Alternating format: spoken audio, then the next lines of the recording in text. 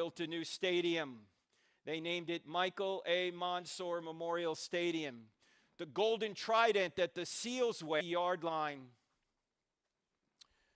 1 year ago this week, San Diego, California, the United States Navy commissioned the USS Michael Monsoor, the newest guided missile destroyer in the fleet, Zumwalt class. This is Monsoor's mother, Sally, being escorted onto the ship, named in honor of her son. Now, why did they do this? Because Michael Monsoor literally sacrificed himself to save his friends. There's no greater love than to sacrifice yourself to save your friends, said Jesus of Nazareth before he went to the cross. Michael Monsoor sacrificed himself to save his friends. The question is, would anybody sacrifice himself to save you? And the answer is, someone already has. His name is Jesus of Nazareth. But in today's culture today, we don't believe the story's true. After all, it has miracles in it. We don't believe in miracles anymore. And it was written down by religious people. We know religious people tend to embellish things. They make things up. So how can we believe such a story is true? Actually, I think it's easy to show that it's true. You only need to answer 4 questions in the affirmative. In other words, if you investigate these 4 questions, I think you'll realize that the answer to these 4 questions is yes. And if the answer to these 4 questions is yes, then Christianity's true. What are the 4 questions? Here are the 4 questions.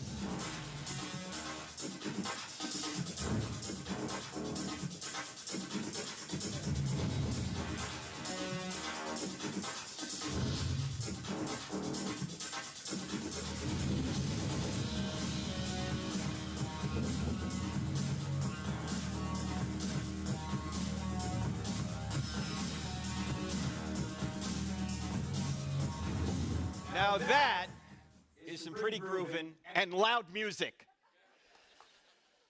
That is actually from our TV show on Wednesday nights at 9 p.m. It's on DirecTV channel 378. If you don't have DirecTV, it's on Roku. You guys know what Roku is? Look for NRB TV on Roku for National Religious Broadcasters. If you don't have DirecTV and you don't have Roku, it's on this new technology sweeping Columbus. It's called the Internet. Have you guys heard of this? Yeah, it's a broadcast on our website at that time. We're also on radio every Saturday morning, a number of stations around the country. That is podcasted. It's on our app, the CrossExamined app, 2 words in the App Store, CrossExamined. And what we do is we present evidence for Christianity and we cross-examine ideas against it. Now, why are these the 4 questions? Truth, God, miracles, and the New Testament. And this is going to serve as our outline here tonight. We're going to go through these 4 questions. The first question is, does truth exist? And a lot of people say, well, no, there's no truth. You got your truth, I got my truth. All truth is relative. Obviously, if all truth is relative or there's no truth, Christianity can't be true. Of course, if there's no truth, then atheism can't be true, or any worldview can't be true, right? So we're going to deal with that question first. Second question, does God exist? Obviously, Christianity can't be true if there's no God, but I hope to show you tonight there really is a theistic God. What's a theistic God?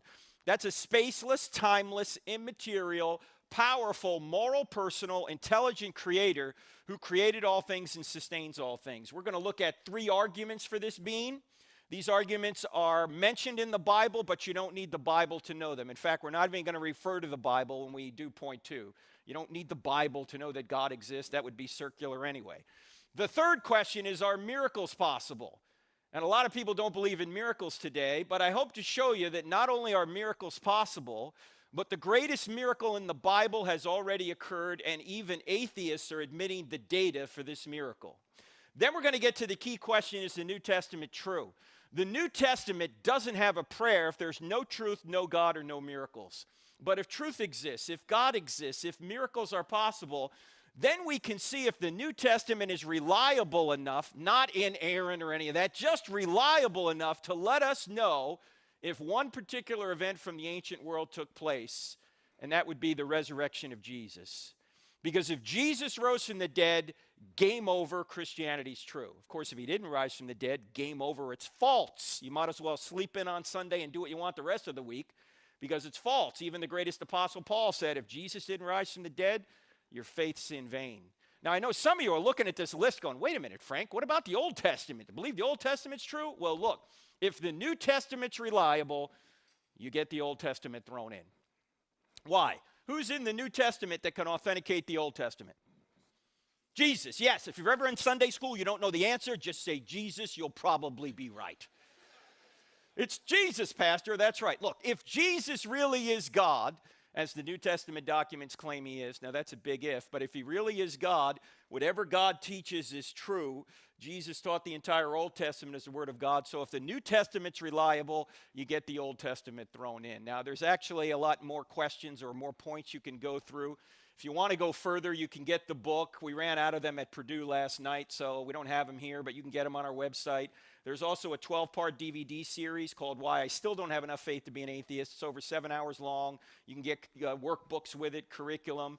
And then there's a newer book there called Stealing from God, Why Atheists Need God to Make Their Case.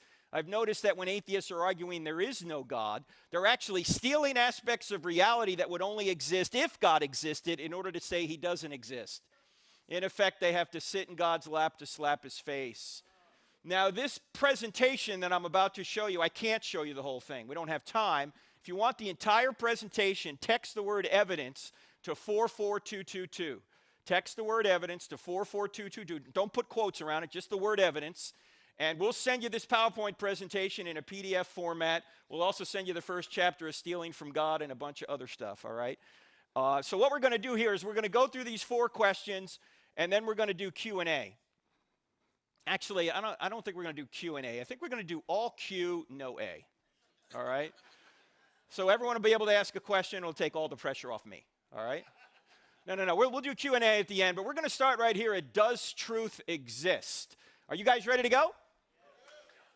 All right. Whenever you start talking about truth, you always have to start with Jack Nicholson. Right? Because Tom Cruise had him on the witness stand, and he said to him, Colonel, I want the truth. And Nicholson said,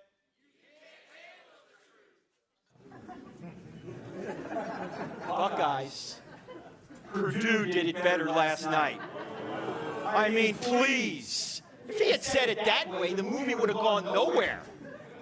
You can't handle it. That's not how he said it. Here's how he said it. You can't handle the truth. All right, let's try that again. I want the truth. You can't handle the truth. Now that felt better, didn't it? That did. Well, there's a lot of people that can't handle the truth. They're saying, you got your truth, I got my truth, there is no truth, all truth is relative. Well, if you don't get anything outside of what we talk about here tonight, this is probably the most important thinking skill we're going to talk about. In fact, whether you're an atheist or a Christian or anywhere in between, this will be helpful. And this thinking skill is so important that half of what you need to know in order to find truth, you'll know by this thinking skill. It takes only 5 minutes to learn. And what this thinking skill will do for you is it will help you avoid what is false. Because there's a lot of things in our culture that are taught or are on the internet or just out in culture in general that are false. And they're demonstrably false. And you can show they're false with one simple tactic. And I want to show you that tactic here. And by the way, to show you how uneducated I was, I had a master's degree and I didn't even know this. And it's so simple. But I was such a dimwit, I was never taught this. And it's just a simple rule of logic. And here's the thinking skill. If someone were to come up to you and say something like, there is no truth, you should ask that person a question. What should the question be? Yeah, if somebody says there's no truth, you're going to say, hey, is that true? Is it true that there's no truth? Because if it's true that there's no truth, the claim there is no truth can't be true, but it claims to be true. Did I say that right?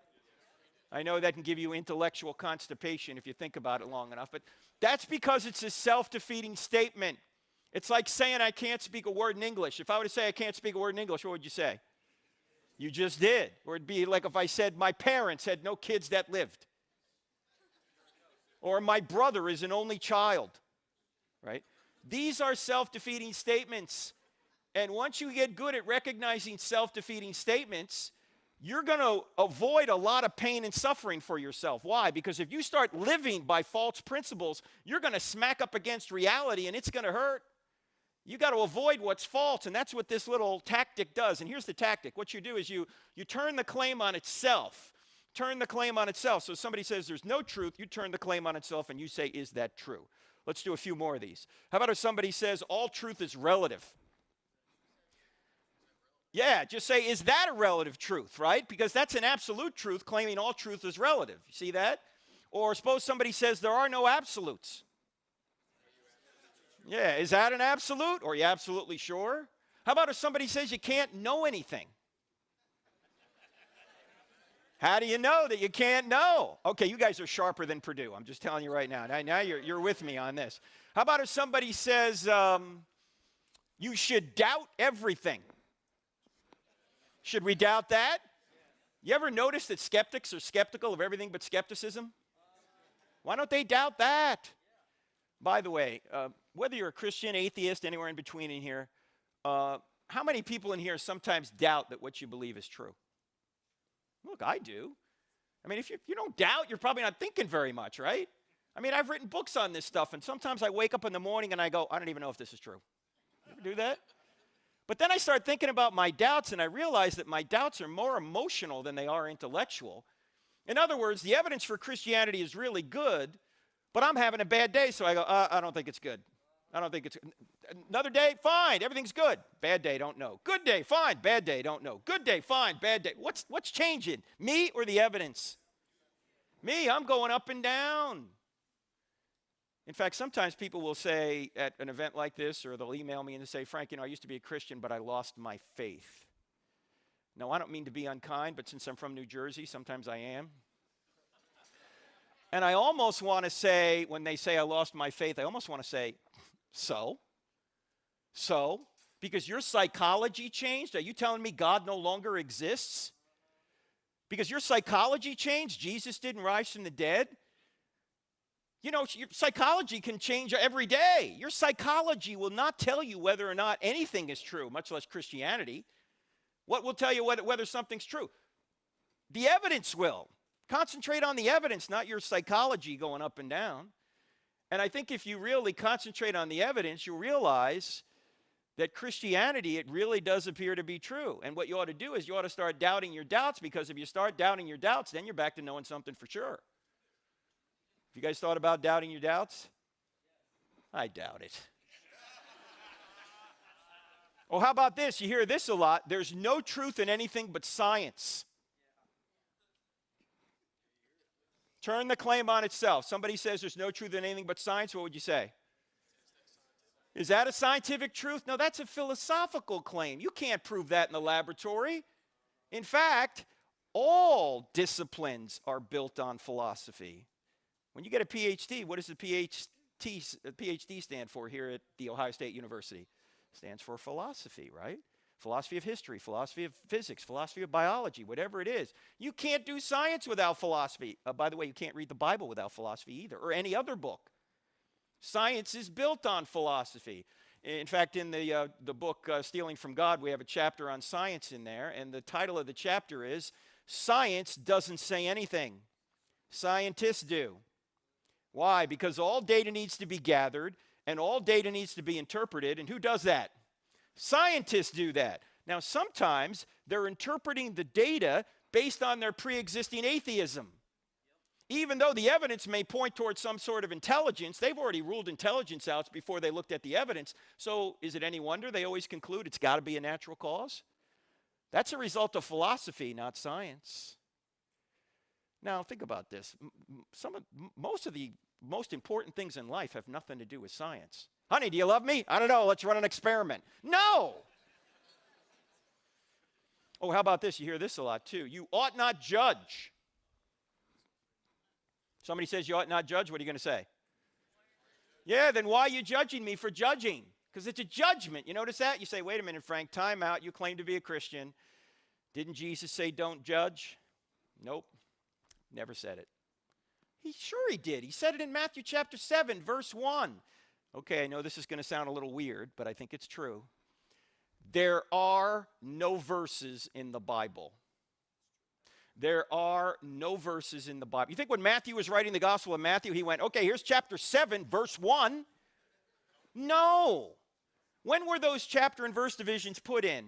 About 500 years ago, to help us navigate the text, which is important because it's a really big series of books. You can get lost in there. The problem is we tend to think if it's got a number in front of it, we can take it out and make it say whatever we want. Jesus never said, judge not, and stop right there. What did he say after that? He said, judge not, lest you be judged by the same standard you judge others. You'll be judged by that standard. So before you try and take the speck out of your brother's eye, you hypocrite, which is a judgment, take the log out of your own eye first, and then you'll be better able to help your brother. Is Jesus telling us not to judge here?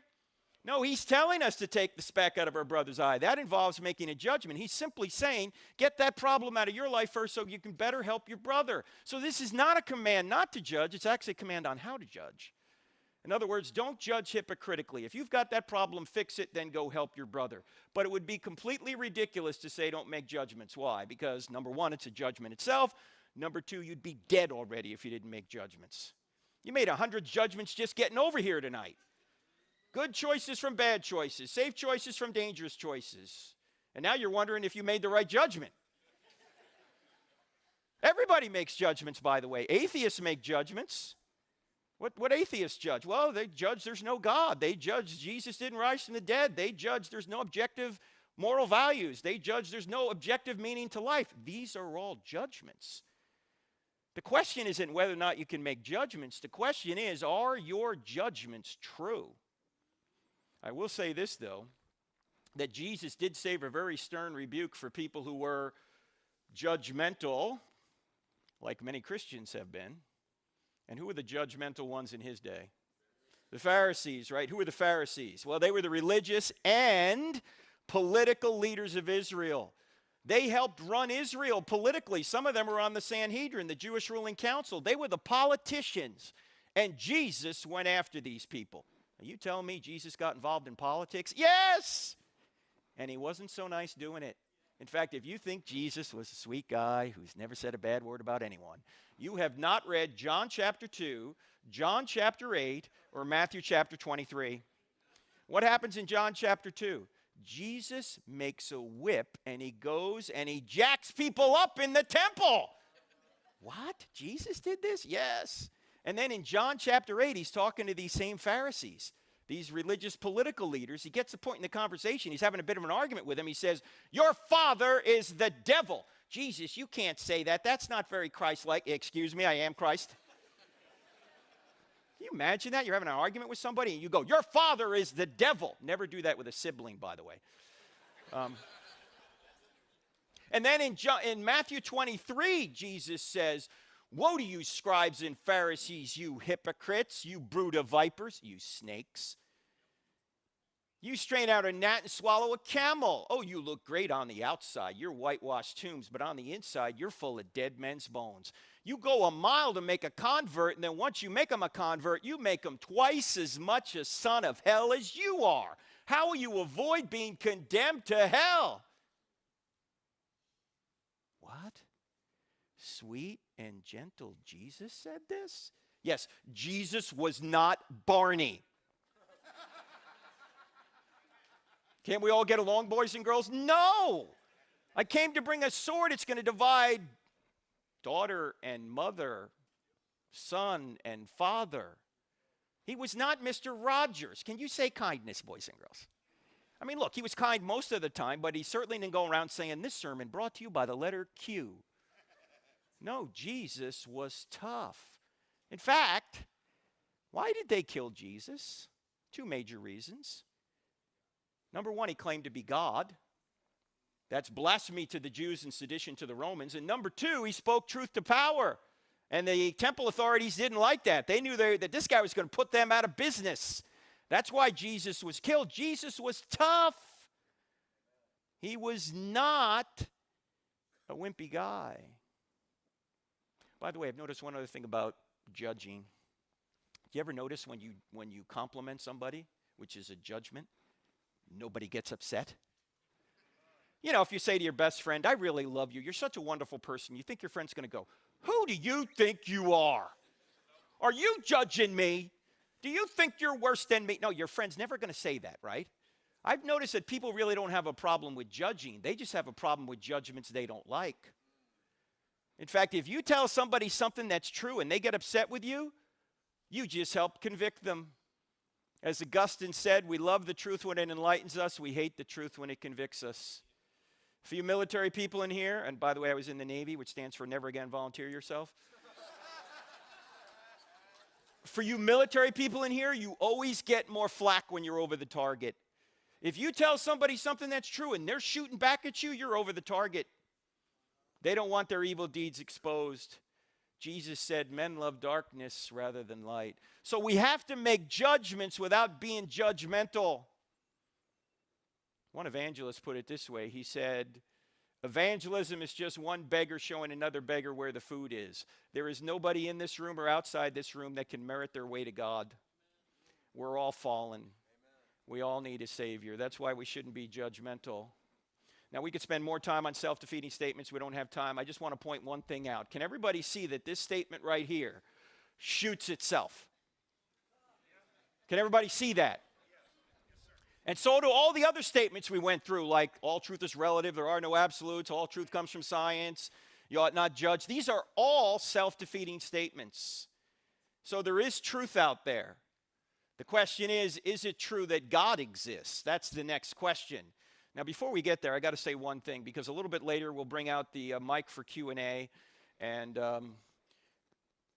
I may ask you a question, especially if you're not a Christian, if you're an atheist. I may ask you a question. It's not fair to me to ask you a question on the spot, so I want to give you a heads up.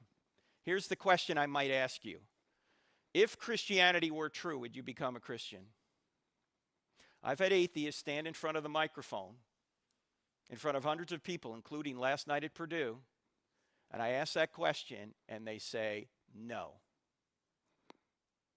No? Wait. I thought you claimed to be reasonable. How's that reasonable? You wouldn't believe something if it were true? Well, it's not reasonable. The problem isn't here. The problem's here. They don't want it to be true. They don't want there to be a God. Why? Because they want to be God. They want to be God of their own lives. You see, most of us, we're not on a truth quest. We're on a happiness quest. And we're just going to believe whatever we think is going to make us happy. Here's the problem. You can make yourself happy over the short term, doing a lot of fun but ultimately destructive things, yet over the long term, it's a disaster. And everyone in this room over 40 knows what I'm talking about, because many of us have tried it ourselves, right? The only way to get ultimate contentment is to go straight through truth, and Jesus is the truth. So think about that question. If Christianity were true, would you become a Christian? If you hesitate or you say no, the problem is not in the mind, the problem's in the will. But let's move on to the next question. Is it true that God exists? Does God exist? I mentioned, and we're going to spend the majority of our time actually on point 2, because it's an important question.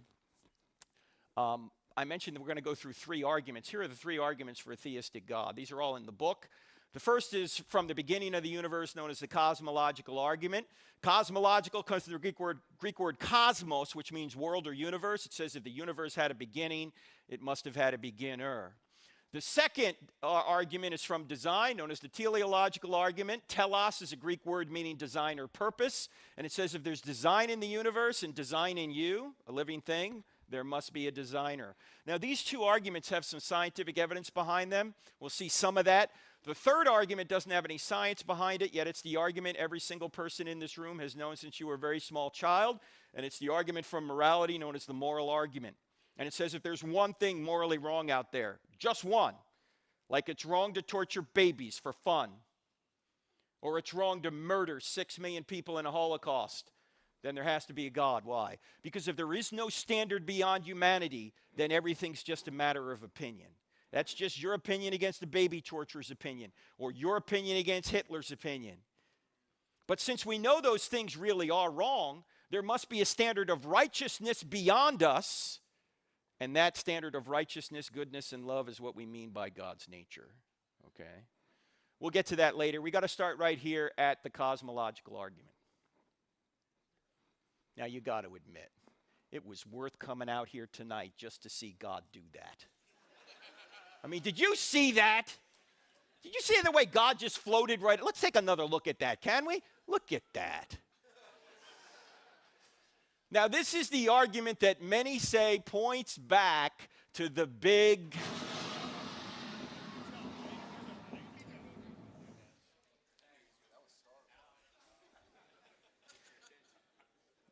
Now, some of you are going, Frank, you know, we're Christians in here. We don't believe in the Big Bang.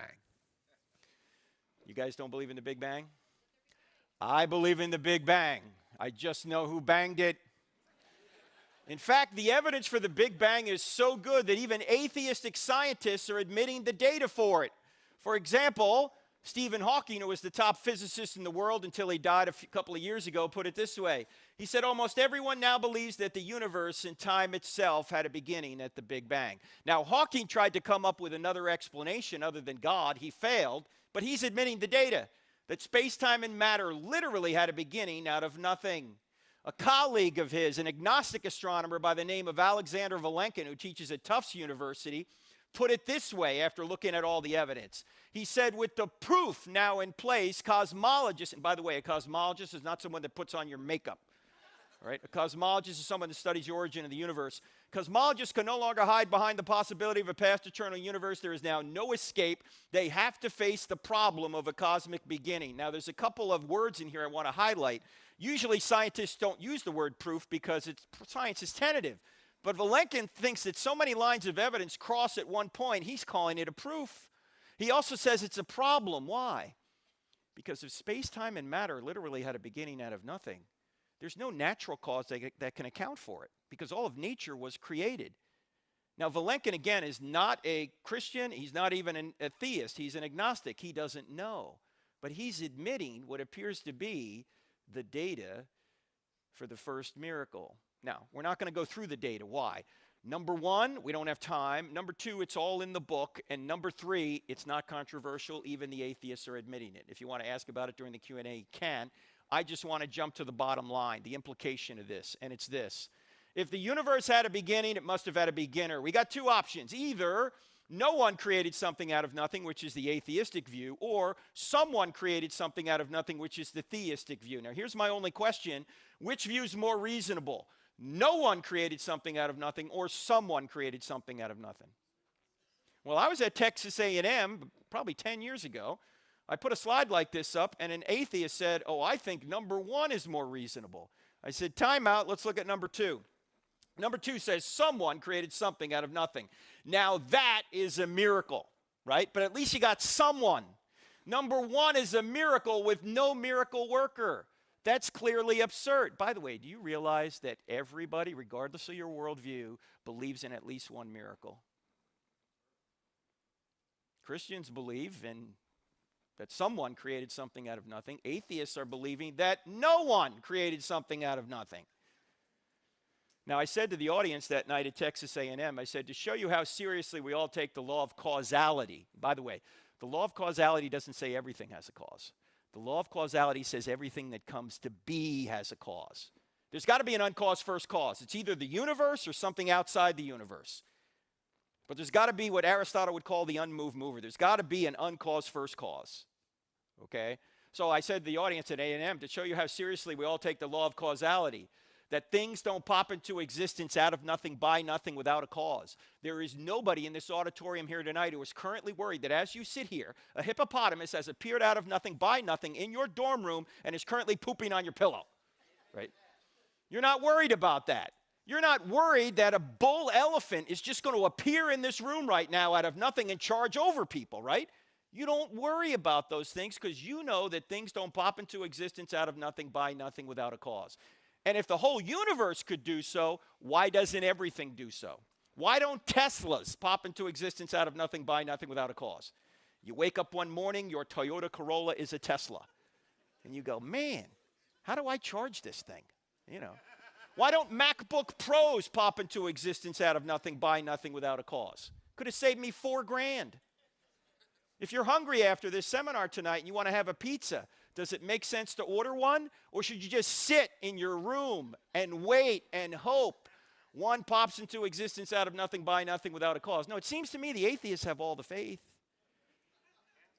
Space, matter, and time had a beginning. Now, what could have caused space, matter, and time. It seems to me if space, matter, and time had a beginning, whatever caused space, matter, and time has to be spaceless, timeless, immaterial, powerful to create the universe out of nothing, personal in order to choose to create. Why personal? Because to go from a state of nothingness to a state of creation, someone had to make a choice, and only persons make choices. Impersonal forces don't make choices.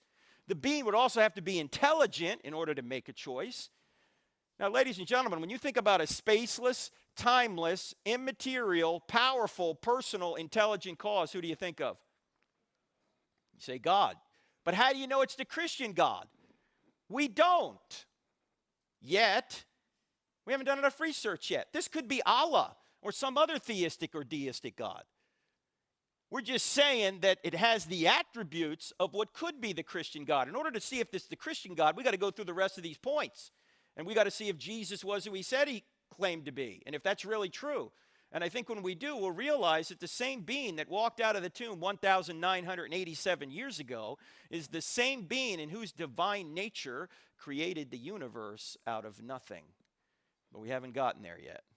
Now here's a question to ask an atheist. If there is no God, why is there something rather than nothing at all? In other words, if there is no God, why does anything exist?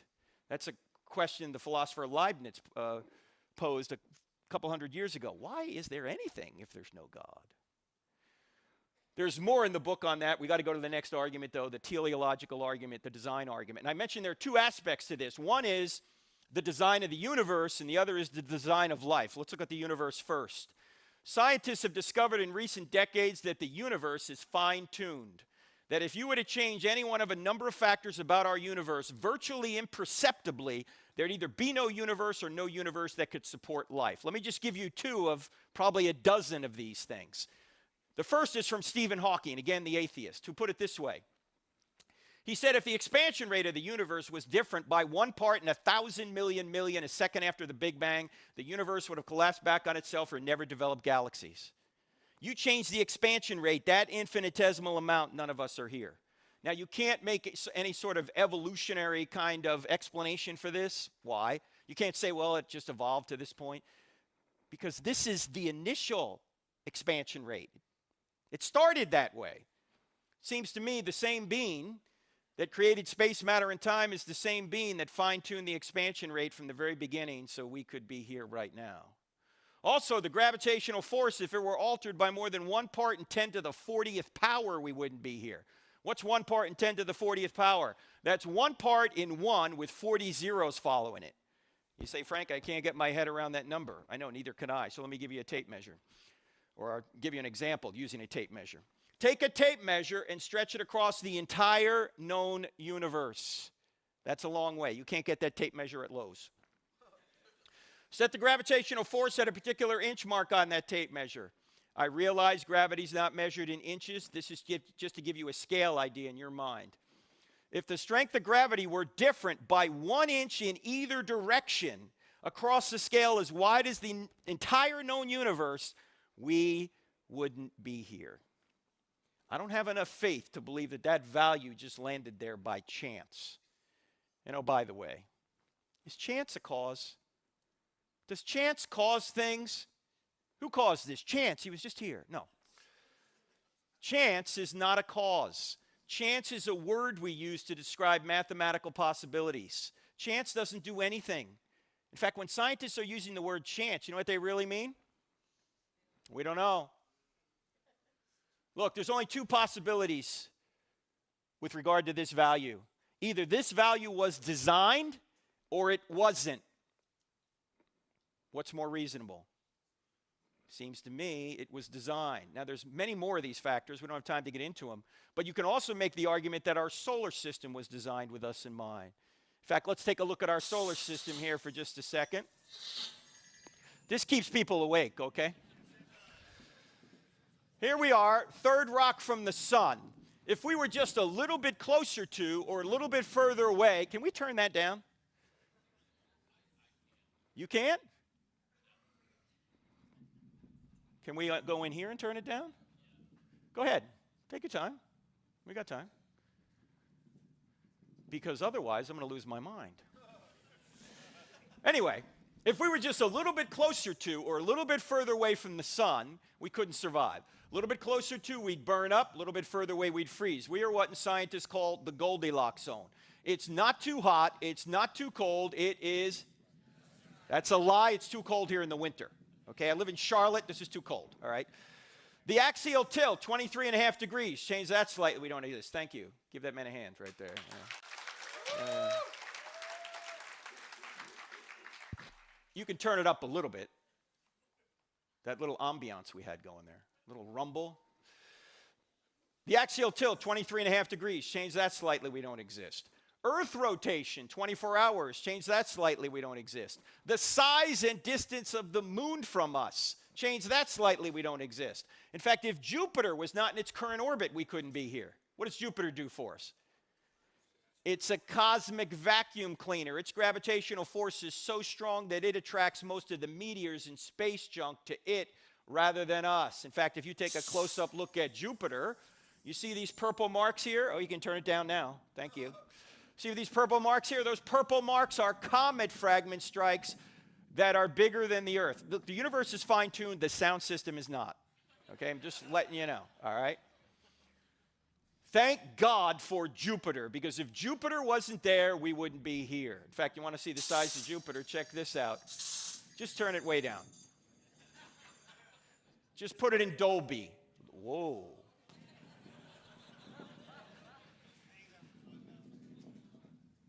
I think we're starting to register on the Richter scale right now. Okay, there's Jupiter, Saturn, Uranus, Neptune, Earth, Pluto. Look at poor Pluto down here. You know, Pluto recently has been demoted as a planet. I don't know about you, but I think it's size discrimination. Take a look at this. That's good. That's a good level right there. Look, you can hardly see Pluto. Take a look at this. That's Arcturus right there, another star in our galaxy. Here's the sun. Jupiter is 1 pixel in size on this scale. Earth is invisible. Pluto, forget about it. All right, keep an eye on Arcturus now. Where's Arcturus now? Way over here. That's Antares. That's another star in our galaxy. The sun is 1 pixel in size on this scale. Jupiter is invisible. Earth, Pluto, forget about them.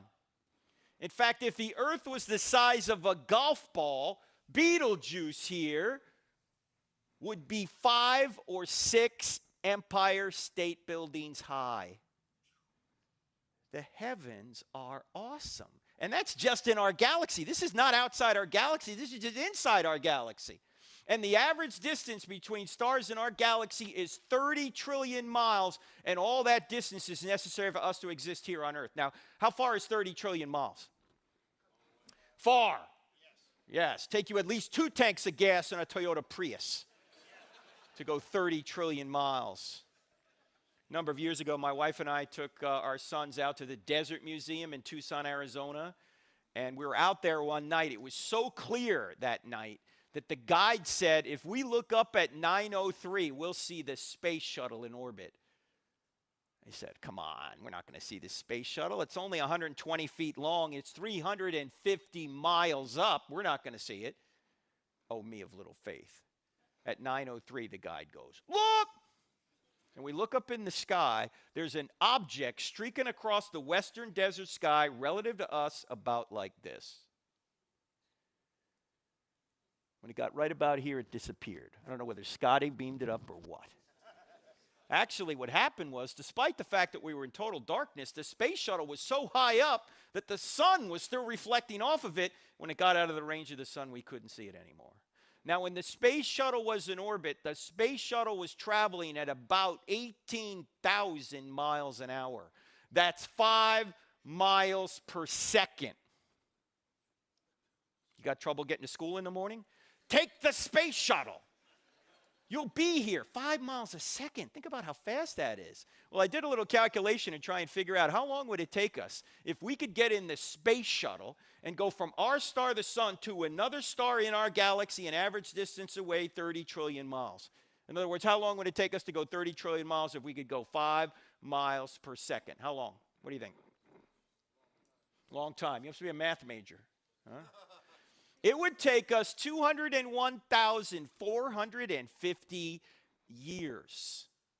That means if you got in the space shuttle at the time of Christ and started traveling from our star, the sun, to another star in our galaxy, an average distance away, you've been going 5 miles a second for 2,000 years, you'd be less than 1/100th of the way there right now. And we're going to explore space. No, we're not. We're not going anywhere in space. It took us 9 years to get to Pluto. There's no way we're going to get out there in space. It's not happening. Now, if you think our galaxy is impressive, the Hubble Space Telescope has done some very impressive photography. In fact, a number of years ago, they trained the Hubble Space Telescope on 1/24 millionth of the sky. What's 1/24 millionth of the sky? Go outside tonight, put a piece of rice on the end of your finger. That piece of rice, if you hold it up at arm's length, would represent about 1/24 millionth of the sky. What did Hubble find when they looked at that 1/24 millionth of the sky? I'm going to show you right here. And I don't know if you can see this here in this graphic, but these are mountains down here, and this is the southern sky in the southern hemisphere. I'm going to show you the video. It's actually a bunch of pictures just put together. I'm going to show you the video from Hubble Ultra Deep Field. You're going to see the constellations come up, and then it's going to zoom in on 1/24 millionth of the sky. There is no audio. It's just video. Are you ready? Here we go. There are the constellations.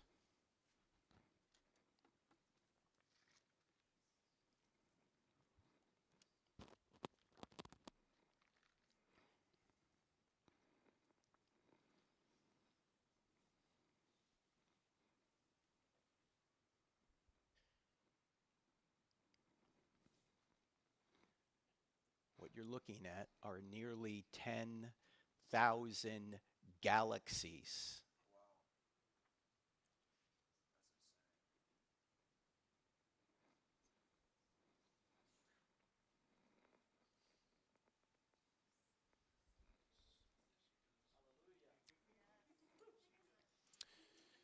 The prophet Isaiah, writing in chapter 40, verse 25, has God speaking, and here's what God says. To whom will you compare me, or who is my equal, says the Holy One. In other words, you want to know what I'm like? Here it is. Lift your eyes and look to the heavens. Who created all these stars and named them one by one? Because of his great power and mighty strength, not one of them is missing. In other words, you want to know what God is like? Look to the heavens. How many stars are out there? The number of stars that are out there are about equivalent to the number of grains of sand on all the beaches on all the earth. And to go from one grain of sand to another grain of sand going 5 miles a second in our galaxy will take you over 200,000 years. Psalm 103 verse 11 says, God's love to those that fear him exceeds the height of the heavens above the earth. How high are the heavens above the earth? Infinite. That's the point. Now, ladies and gentlemen, since we have a creator of this magnitude, is it possible that this being has a reason for a tragedy you've gone through, even though you don't know what that reason is? But as amazing as the heavens are, they're not nearly as amazing as you are. Why? Because the heavens aren't made in the image of God, but you are. In fact, this is you in the womb at 11 weeks. Question, is that animal, mineral, vegetable, or human? It's human. Now, what does it mean to be made in the image of God? Doesn't mean you look like God. He's an immaterial being. It means you're a person like God. You have mind, emotion, and will. You know, you feel, you want. You can create like God. And as an imager of God, you're representing him here in this world. He calls you to represent him. That's what it means to be an imager. And you started here. Actually, you started before this. Let's go all the way back to when your mother and your father got together to conceive you. Have you guys had this talk before? I see some young people in here, so I'll try and be discreet. I also see some older people in here, so I'll try and be discreet as well, just in case you've forgotten how this works. When your mother and your father got together to conceive you, your mother unconsciously perfumed your egg to attract your father, and then your father sent the entire population of the United States, 300 million soldiers, toward your mother's egg. And then there was a race. And you won. Don't let anyone ever tell you you're not special. You beat out 300 million others. You have blown away anything Michael Phelps has done. Now, seeing some of you limp in here earlier makes it hard for me to believe you were the fastest soldier in the gene pool, but you were. Now, your soldier was 20 to 30 times smaller than a grain of salt, yet it contained half of the 3.2 billion letter genome that makes you you. That software program, all the letters in the right order. Your mother's egg was about the size of a period at the end of a sentence in an average book, yet it contained the other half of the 3.2 billion letter genome that makes you you. And when your soldier and your egg came together, a new 100% genetic human being was created. Do you know you have not received any more genetic information from this point until right now? In fact, there were only 4 things separating you from adulthood: time, air, water, and food. Those are the same 4 things that separated 2-year-old from adulthood. Does this have implications on the abortion issue? Yeah, I think it does. We don't kill the 2-year-old. Why do we kill the unborn child in the womb? Genetically, it's the same. You say, wait a minute, Frank. Come on, you can't legislate morality. All right, no extra charge for this. This was actually the subject of our first book, creatively titled Legislating Morality. All laws legislate morality. Every law declares one behavior right and the opposite behavior wrong. You can't think of a law which doesn't legislate morality. The only question is, whose morality will be legislated? And when people say to me, Frank, don't impose your morality on me, I say, why not? Would that be immoral? Because you're imposing your morality on me right now. You're saying I ought not impose ought nots, but you're putting an ought not on me right now. But actually, the better answer is this. If somebody says, don't impose your morality on me, I say, this isn't my morality. I didn't make this stuff up. I didn't make up the fact that murder's wrong, that abortion's wrong, that rape is wrong, that theft is wrong, that men were made for women and women were made for men, and the best way to perpetuate and stabilize society, which is the reason the government's involved in marriage to begin with, is to legally recognize that man-woman relationship over every other relationship. I didn't make any of this stuff up. This isn't my morality. This is not your morality. This just happens to be the morality. The one Thomas Jefferson said was self-evident. The one the Apostle Paul said, the Gentiles are not of the law written on their hearts. So if you have a problem with the morality, you don't have a problem with me. You have a problem with the Creator on whose nature this morality is based. All right, no extra charge for that. Let's go back to this. From this point until right now, a construction project of astonishing complexity began taking place. Cells began multiplying at a rate of 4,000 cells per second. Brain cells began multiplying at a rate of 100,000 cells per second. For most of you anyway. Some cells became brain cells, others heart cells, others lung cells. How did they know how to do this? Nobody knows. Some cells went so far across you to become what they needed to become that it would be equivalent to you today walking across the United States alone. And that construction project continues to this day. You just made 4 million new red blood cells. You just made another 4 million new red blood cells. You just made another 4 million new red. Knock it off. Are you thinking about this? Are you going, Frank, time out. I got to concentrate. New red blood cells. Come on. No. This is just happening. You say, how is it happening? Aristotle recognized something 2,400 years ago. He noticed that all of nature's going in a direction. I mean, consider an acorn. Why does an acorn, if it's properly nourished, always go in the direction of becoming an oak tree? Why doesn't it become an elm tree or a birch tree or a seahorse? You say, well, it's programmed to become an oak tree. Yeah, well, who programmed it? And is an acorn conscious? Is an acorn in the ground going, all right, what do I have to do to become an oak tree? No.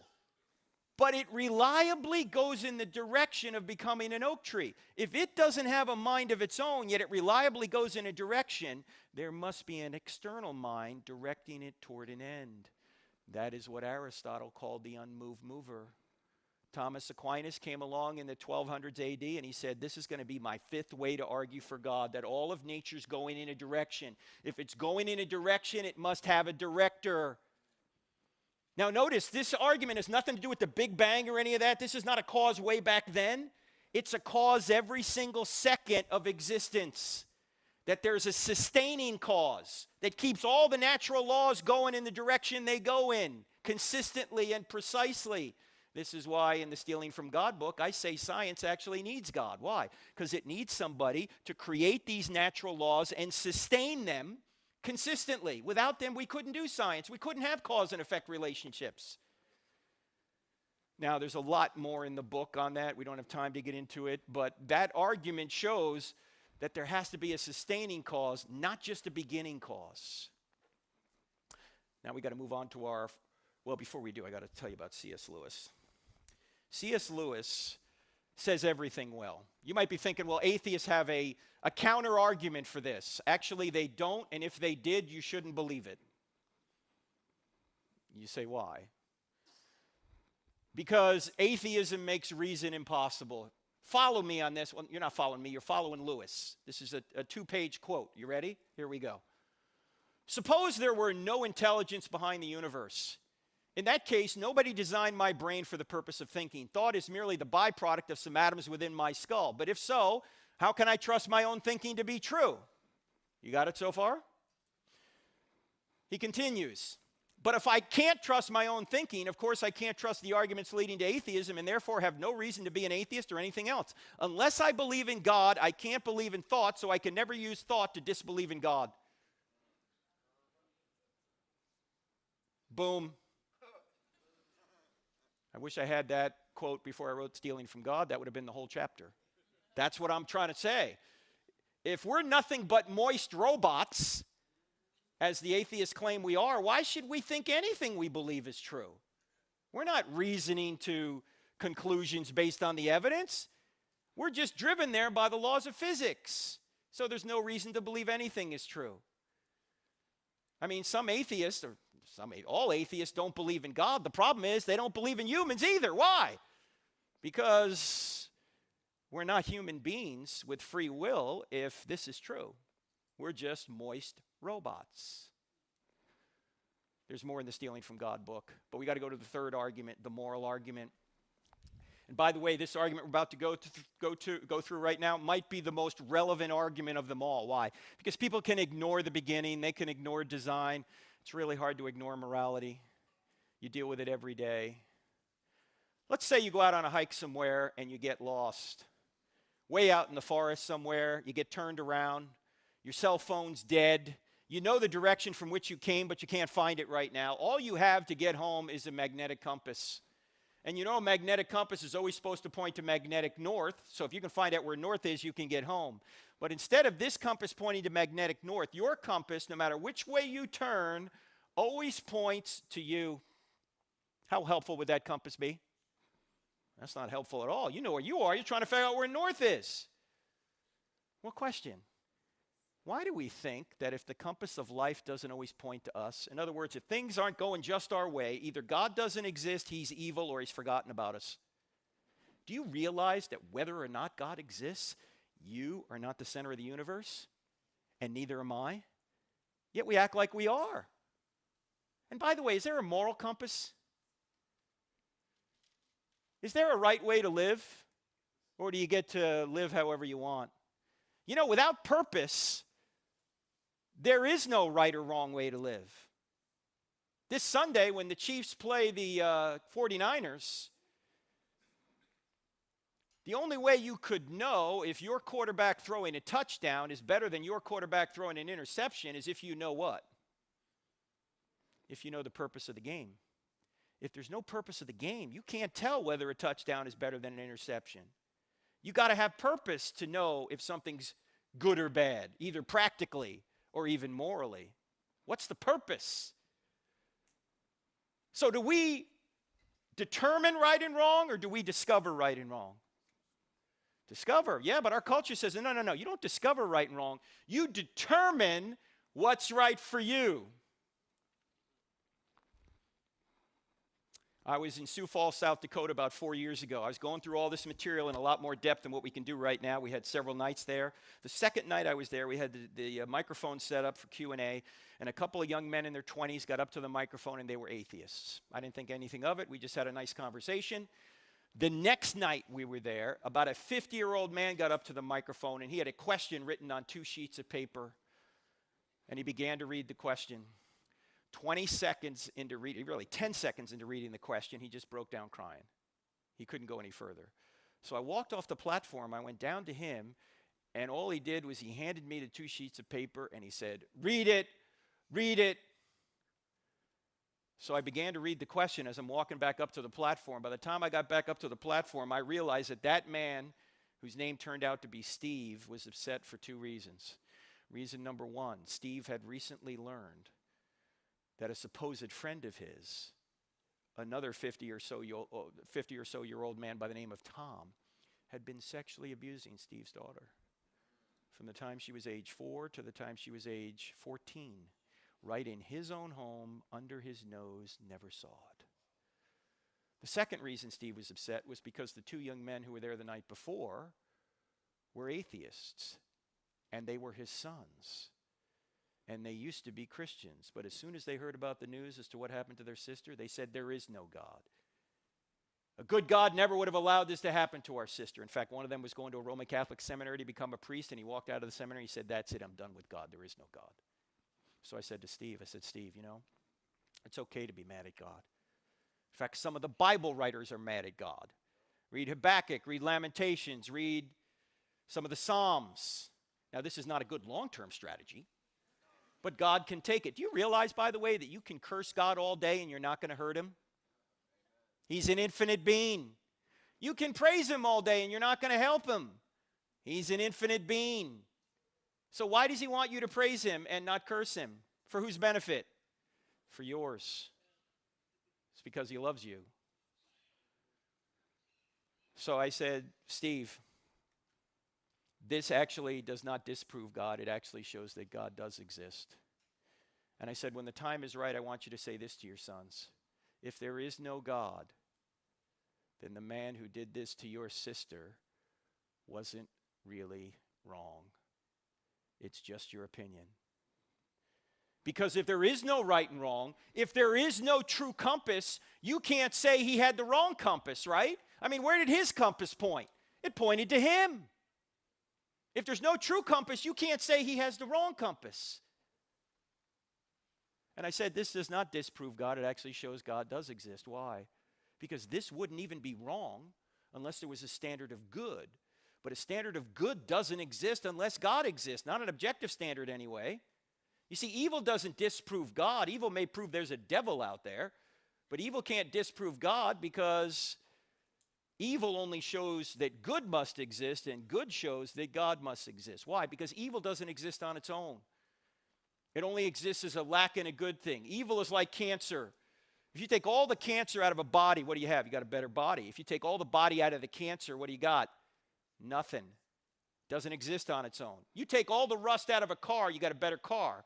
If you take all the car out of the rust, what do you have? Just a rust spot on the pavement. In other words, evil doesn't exist on its own. It only exists in a good thing. And C.S. Lewis, who was an atheist early on in his life, because he thought there was too much injustice in the world, realized he made a mistake, and he ultimately corrected his mistake in the book, Mere Christianity. Here's what he said. As an atheist, my argument against God was that the universe seems so cruel and unjust. But how had I got this idea of just and unjust? A man does not call a line crooked unless he has some idea of a straight line. What was I comparing this universe with when I called it unjust?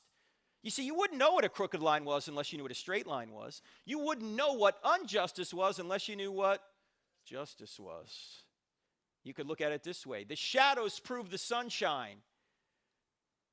In order to have shadows, you have to have sunshine. In other words, in order to have evil, you have to have good. Oh, you can have sunshine without shadows. You can have good without evil, but you can't have shadows without sunshine. You can't have evil without good. I know this sounds counterintuitive, but if evil exists, God exists. Now, you can ask the question, why would God allow it to continue? That's another question. We deal with that a little bit in stealing from God. But what you can't say is it disproves him. Because nothing would be evil unless God existed, because he is the standard of good. Now, the guy who did this in Sioux Falls, South Dakota, everyone knows he's guilty, but he's not in jail. Why? Because every time the trial comes up, Jessica, the girl who was abused, psychologically checks out. She can't testify against him. She wanted to marry him. She didn't know. If she doesn't testify, he doesn't go to jail. So I said, Steve, when the right time comes, I want you to say this to your sons. If there is no God, then the man who did this to your sister will never get justice. He's not going to get justice here in this life if she doesn't testify, and he's not going to get justice in the afterlife because according to atheism, there is no afterlife. Do you really think that's the way reality is? Do you really think there's no such thing as justice? The very reason you're upset, rightfully so, is because you know a great injustice has been done, but there can't be injustice unless there's justice. And by the way, the only being that can ensure justice is an all-knowing, all-powerful being who can correct these things. See, atheism doesn't take away the pain, it only takes away the hope.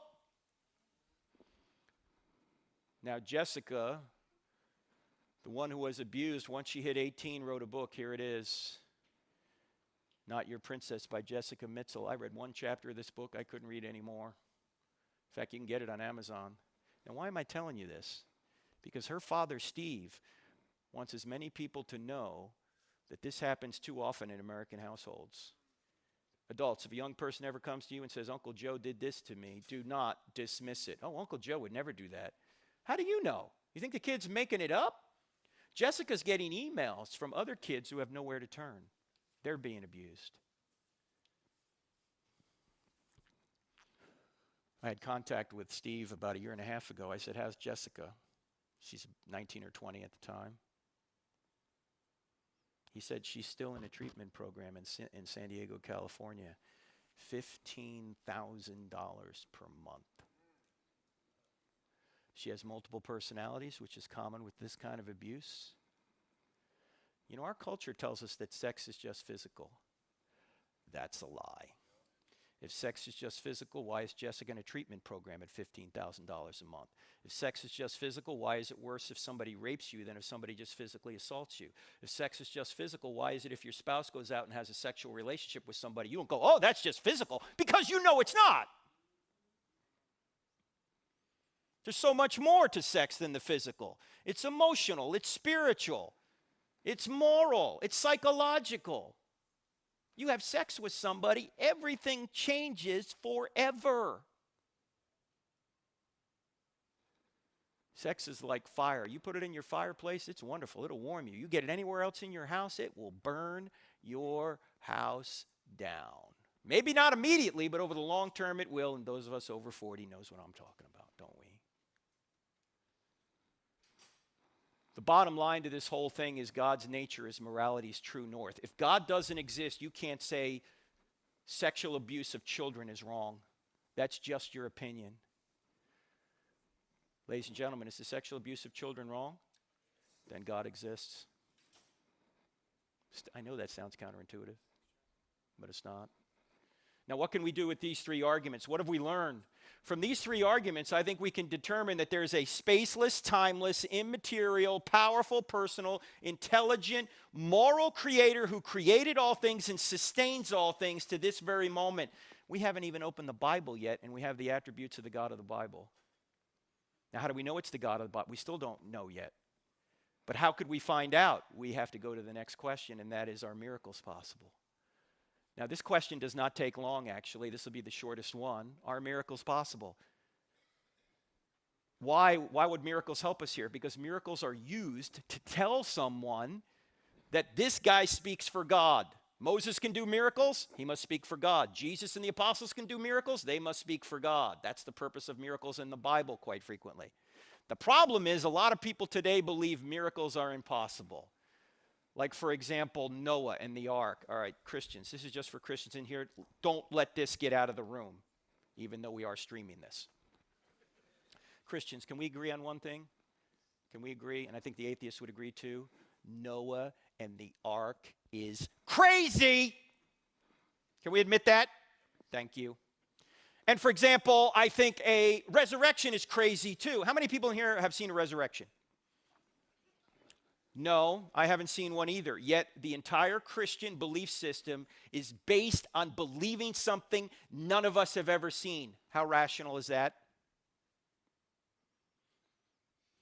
And for some reason, the big problem miracle in the Bible is Jonah. Is that a whale of a tale or a tale of a whale? I mean, what is the deal with Jonah? Can you really believe in Jonah? Well, ladies and gentlemen, what is the greatest miracle in the Bible? It's not the resurrection. The resurrection's easy compared to the greatest miracle. The greatest miracle in the Bible is, I got some of you a second time.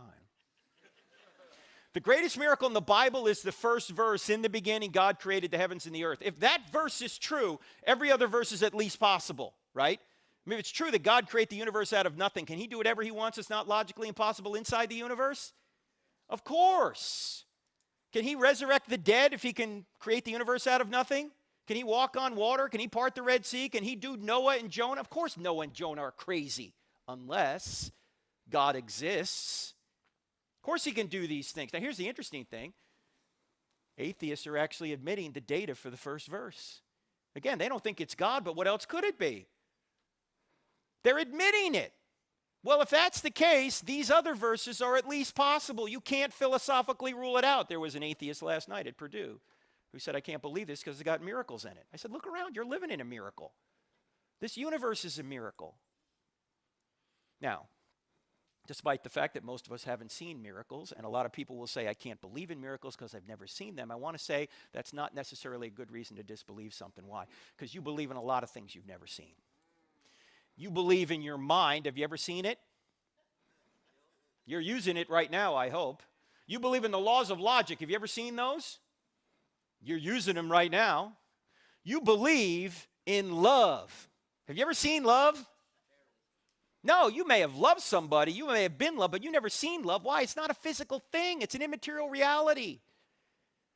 I had a couple of debates years ago with Christopher Hitchens. You guys know who Christopher Hitchens was? He was a brilliant British atheist who sounded more brilliant than he was because he had a British accent. And we're at the College of New Jersey, and during the Q&A, a student asked Hitchens this question, Christopher, what is love? And Christopher, being a materialist, a moist robot, had to say that love is a chemical. To which I said, don't say that to your wife. Honey, do you love me? I don't know. Let me see if I got the chemical. Yeah, I got it today. I don't know if I'll have it tomorrow.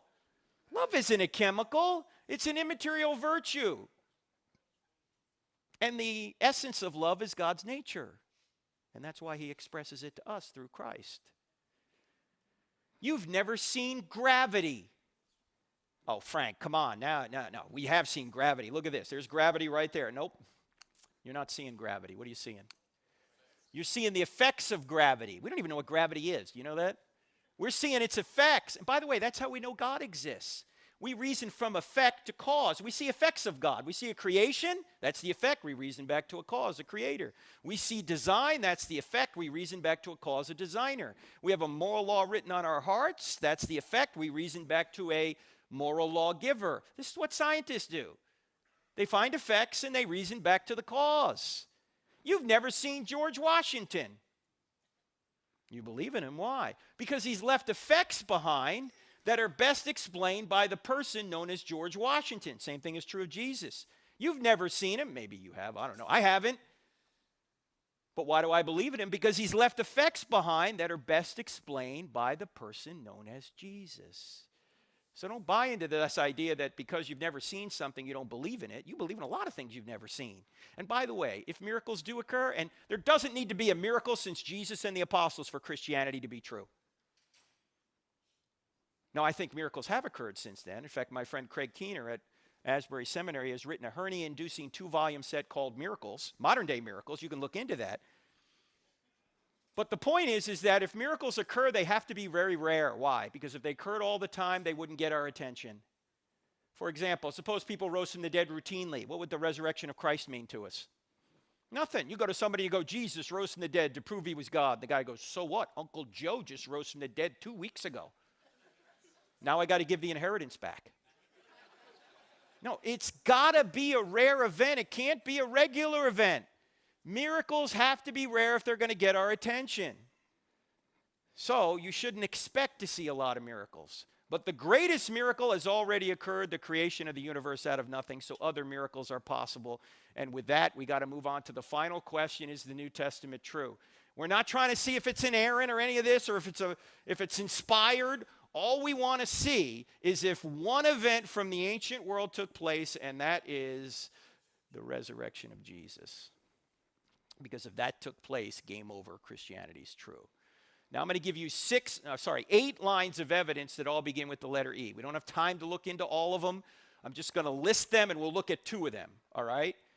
They all begin with the letter E. We have early sources. The New Testament is written early, and it has early sources in it. It's got eyewitness details throughout that only an eyewitness would know.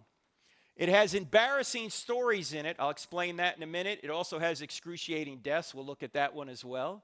It has embedded confirmation. Now, this is hard to explain in a short period of time, so let me just say, this is probably the best evidence you've never heard of that the New Testament writers are independently witnessing the same historical events. And the way you can research this is just Google 2 words: undesigned coincidences. Undesigned coincidences. And it's an undesigned coincidence that the lights have just gone out, either that or I have a brain tumor. What happened to our lights? Huh? Are we past curfew? Well, you guys can see this, right? All right, let's just keep going. Also, there's expected predictions. Those at home, it's dark here. Expected predictions, that deals with Old Testament prophecy. If I only had one Old Testament prophecy to make my case on, it would be Isaiah chapter 53. Also, there are extra biblical writers. People like Suetonius, Thallus, Phlegon, these household names you probably heard of. There's about 10 of them within 150 years of Jesus' life. And when you put their references together, you get a story congruent with the New Testament. Finally, there's the explosive growth of the church thank you. Let there be light.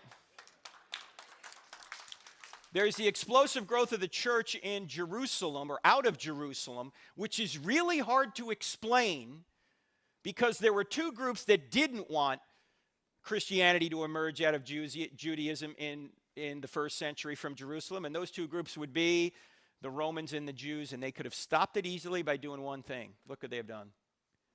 They could have gone to the tomb and taken Jesus' body out. It would have ended Christianity right there. They couldn't do that. Why? Because the tomb was empty. It's really hard to explain Christianity from Judaism if the tomb wasn't empty. So we don't have time to cover all these. Let's start with embarrassing stories. We'll just look at a couple of them. What are embarrassing stories? Historians judge something to be true if it's embarrassing to the author or authors. They say, look, if it's embarrassing to the author or authors, it's probably true. Why do you think it would be true? Because you're not going to invent embarrassing things, right?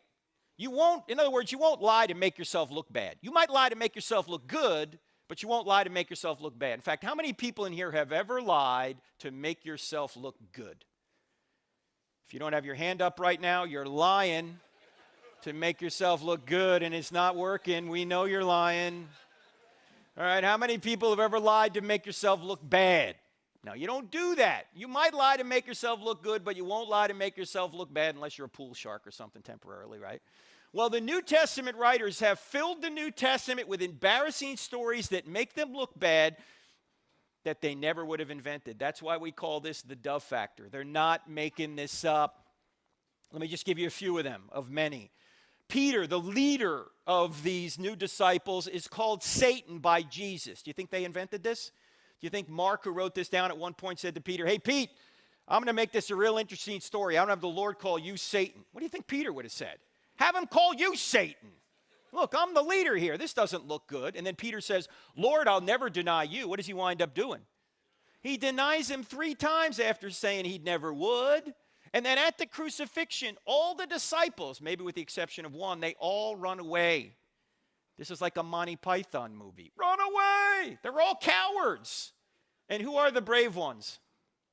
The women. The women are the brave ones. Now, who wrote the New Testament down? Men. Now, what man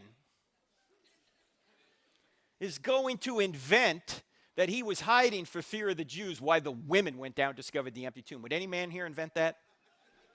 No way. I mean, if I was inventing it, I'd make myself look good, wouldn't you? And I'm not looking good right now. Actually, I probably look better since you can't see me. Amen. Thanks, brother.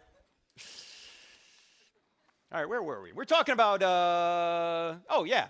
I mean, if I was making this up, I'd make myself look good. I'd write something down like this. Let's see. We marched right down there, and we overpowered that elite Roman guard. That sounds pretty good. What do you think? Yep. And we saw Jesus, who congratulated us on our great faith. And then we went and comforted the trembling women.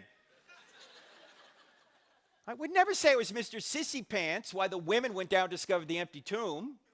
And oh, by the way, why would you never say this in this culture? Forget the fact that it's embarrassing to men. It was. But independent of that, why would you never say the women were the first witnesses? Yes, because a woman's testimony was not considered on par with that of a man. So if you're making up the New Testament story, you'd only have the men be the first witnesses. Yet all 4 Gospels say the women were the first witnesses, which is telling us what? They really were. In fact, one of them was a formerly demon-possessed woman. Gee, what a great witness. I had a lady come up to me once. She said, Frank, I know why Jesus appeared to the women first. I said, why? And she said, because he wanted to get the story out. I said, that is an excellent point. I had not thought of that. Because ladies, when your man comes home from work, does he say much? There could have been a nuclear explosion down at the plant. He's not going to tell you. You'll see it on the news before you hear it from him. You'll be watching the news going, hey, hon, what happened? Oh, yeah, I forgot to tell you the nuke blew up. I've been hot for 3 days. What's for dinner? He's not going to tell you.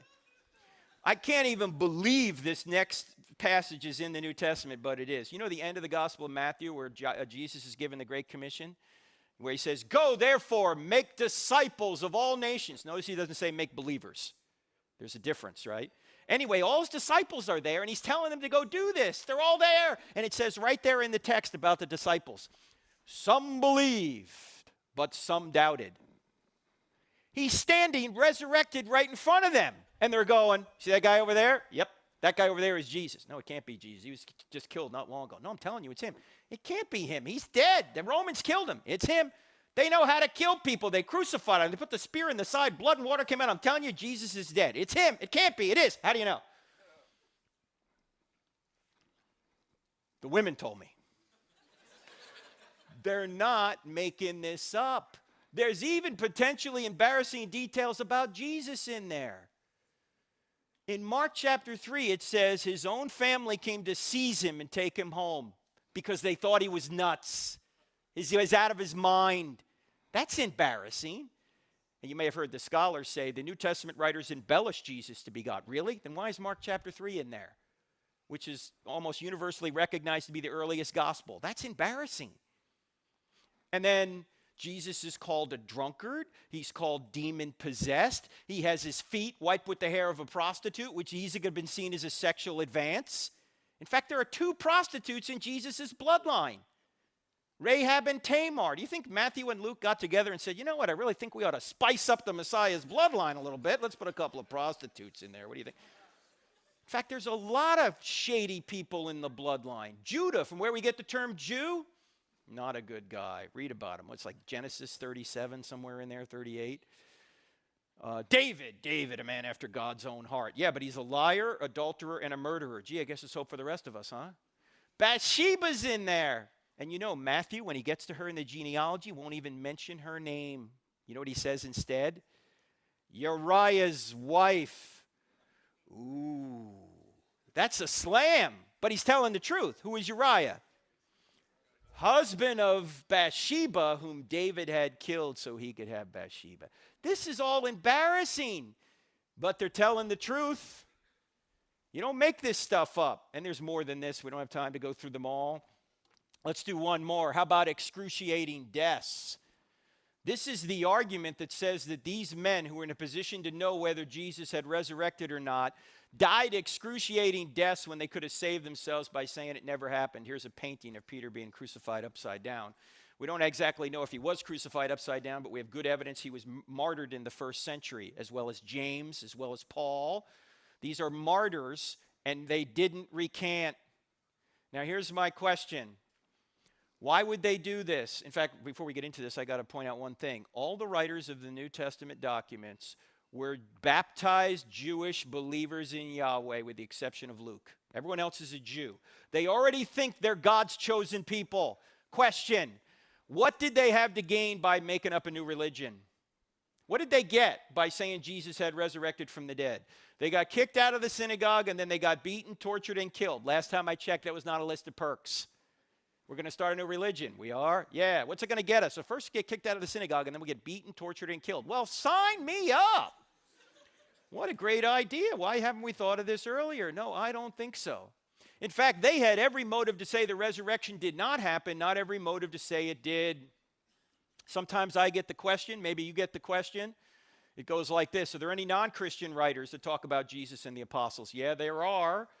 I just mentioned them, and they're all in chapter 9 of the book. But you know what is sometimes underneath that question? An illicit assumption. What's the illicit assumption? You really can't trust the New Testament writers because, you see, they were religious, and they embellished it. You can only look at the secular or non-Christian writers to figure out what really happened. If you think about that for more than 5 seconds, you realize how silly that is. What motive did these religious writers have to make this up? Nothing. They lost everything by saying it was true. In fact, my friend J. Warner Wallace, the cold case homicide detective, who's been on Dateline more than any other detective in America for solving murders decades old, says that whenever he finds a dead body that he knows has been murdered, he says there's only 3 reasons why that guy's dead. Not 1,000 reasons, just 3. There was either a sex issue, a money issue, or a power issue. Sex, money, or power. Those are the universal motivators. In fact, if you think about this, those are the reasons any of us sin. We're trying to get those good things, but we're trying to take a shortcut to get them. And without those motivators, you don't have any kind of conspiracy. Question, did the New Testament writers, did it make them popular with the ladies for saying Jesus had resurrected from the dead? No. Did they get money for saying Jesus had resurrected from the dead? Did they get power for saying Jesus resurrected from the dead? No, they got the opposite. They got persecuted.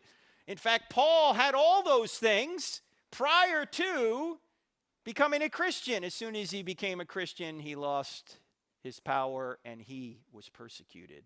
There's no motive to make this up. In fact, why would they die for a known lie? You say, wait a minute, Frank, I know you think martyrdom proves Christianity, but don't you have to say that martyrdom would prove other religious worldviews, like, say, Islam? They have martyrs. No. Why? Because there's a big difference between the Muslim martyrs of today and the New Testament martyrs of New Testament times. There's many differences, but let me give you one for our purposes here. The Muslim martyrs haven't witnessed anything. They just have faith that Islam is true. The New Testament martyrs, on the other hand, witnessed Jesus rise from the dead. They saw Jesus, they touched Jesus, they ate with Jesus, they verified with their own senses that Jesus had risen from the dead. And they went to their deaths anyway. You see, many people will die for a lie they think is the truth. Nobody will die for a lie they know is a lie. And the New Testament writers were dying for an empirically verifiable claim, one that they verified with their own senses. Now, what I'm about to say here in summary, this section is going to sound like heresy for those of you in here who, like me, believe the Bible's inerrant.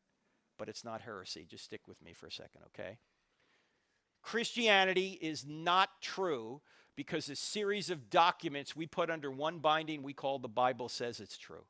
In fact, Christianity would be true if the Bible never existed. Say, how can that be? Because Christianity is not based on a book. Christianity is based on an event, the resurrection. Do you realize there were thousands of Christians before a line of the New Testament was ever written? Frank, how could you be a Christian without the book of Romans? Was Paul a Christian before he wrote the book of Romans? Yeah, he wrote the Christian because he was. Or he wrote the Romans because he was a Christian, because the risen Jesus appeared to him. Was John a Christian before he wrote the Gospel of John? Yeah, why? Because the risen Jesus appeared to John. That's why he wrote it. Same with the other writers, most of them anyway. In other words, you could put it this way. The New Testament writers did not create the resurrection. The resurrection created the New Testament writers. You wouldn't even have a New Testament written by religious Jews in the first century unless Jesus rose from the dead. There's no motivation to do this. There's every motivation to say it didn't happen, not any motivation to say it did, unless it really did. So, by the way, Christians, if you're a Christian in here, never say to somebody who's not a Christian, you ought to become a Christian because the Bible says so. That would be like a Muslim coming up to you and saying, you ought to be a Muslim because the Quran says so. You're going to go, I don't believe in the Quran. No, you got to give them evidence that God exists and Jesus rose from the dead. Inerrancy is a conclusion. It's not a premise. You don't start there. The reason I believe the Bible's inerrant is because Jesus did. And I just have a personal policy. If somebody rises from the dead, I just trust whatever the guy says. So, there's more evidence. Again, you can get the books to go further. Let's sum up the whole thing. Does truth exist? The answer is, if somebody says there's no truth, you're going to say, is that? Does God exist? We went through 3 arguments, cosmological, teleological, and moral. We get a being with the attributes of God without even opening the Bible. Are miracles possible? What's the greatest miracle in the Bible? Creation, Genesis 1:1. If that verse is true, and even atheists are admitting the data for that verse, then miracles are possible. And did Jesus rise from the dead? Sure seems so. We've got more evidence than we could cover tonight, but the answer is yes. So if you want to go further, you can get the books or the DVDs from our website. Again, you can text the word evidence to 44222. We're now teaching online courses. I'm teaching some online courses, as is Gary Habermas, the top guy in the world on the resurrection. Dan Wallace, one of the top manuscript experts, is teaching a course for us right now online, and several other people as well. Check that out on our website. We're on YouTube, Twitter, and Facebook. We're streaming this right now on YouTube and Facebook. And if you go to our YouTube channel, you'll see hundreds of videos from the college campus, lots of Q&A, which we're about to do here. And if you subscribe to our YouTube channel, you'll see whenever a new video comes out. We put out 1 or 2 videos per day, so you can check that out. In fact, we're so into YouTube, Twitter, and Facebook, we've actually combined these 3 into one social media platform. We call it YouTwitface. Yeah, it's kind of a Jersey thing. Have you signed up for YouTwitface yet? We're on radio Saturday morning, and we're on DirecTV Wednesday nights. And if you don't do anything else, download the free CrossExamined app. 2 words in the App Store, CrossExamined.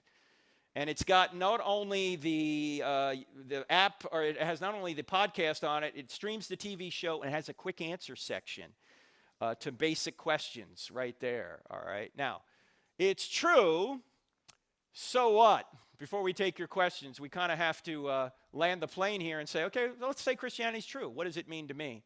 Well, you know what it really means? It means that somebody actually did die for you. Jesus of Nazareth. And that if you accept his free gift, you can have your sins forgiven and his righteousness given to you.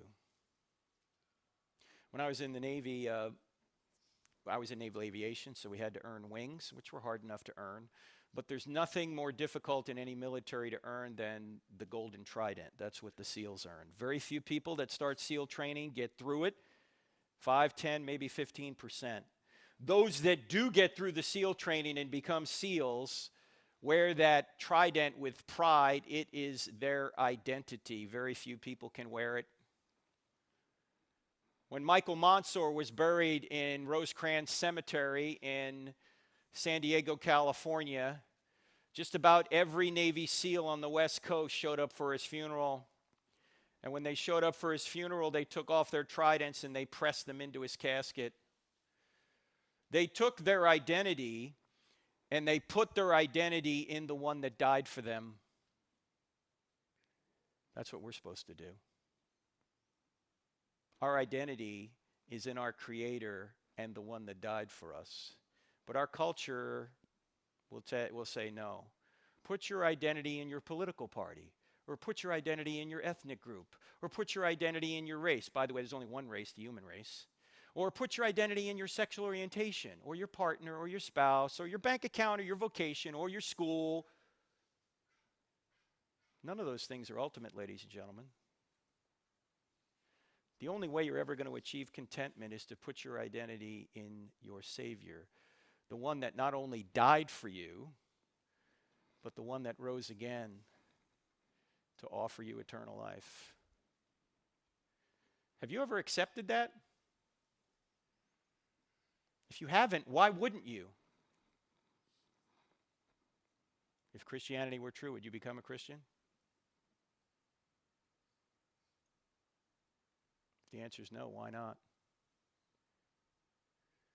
What are you holding on to that you'd sacrifice even God and truth to keep? Last year when we were here at Ohio State, we went to a prison the next day to do some prison ministry. Actually, I think it was on another trip to Ohio, but it was about last March. And went to this prison, and the chaplain knew I was going to speak to two group of inmates, and he said, "We'd like you to speak to a third group. Would you do it?" I said, "Sure." "Who are they?" He said, "The guys in solitary confinement." I said, "We'll bring them up." In prison, solitary confinement is known as the hole. So they brought about 20 of these guys up, and they were dressed in orange jumpsuits that I'm convinced you could see from space. If these guys ever got out of that yard, we'd be able to track them via satellite. And these guys were the hardened criminals. They had tattoos on their faces. I mean, think MS-13, right? So it's me in the room with these guys, and I go through some of this I don't have enough faith to be an atheist material. And there's a guy in the back who's paying special attention, and at the end he raises his hand and he goes, "Hey, man, this makes sense." And I said, "I don't know why you're in here, but do you know that you can have the same identity as people on the outside have? Because in Christianity, you don't achieve your identity, you receive your identity." That's why the eyewitness John, who saw Jesus die and rise from the dead, said that he has given you the right to become a child of God by trusting in what he's done. You don't achieve it, you receive it. That's why everyone who's a Christian is a brother and sister of one another. None of us are better than anybody else because we're all covered with the love and sacrifice of Christ. Why wouldn't you want to be a part of God's family? All right, with that being said, we're going to go to questions now. Thank you.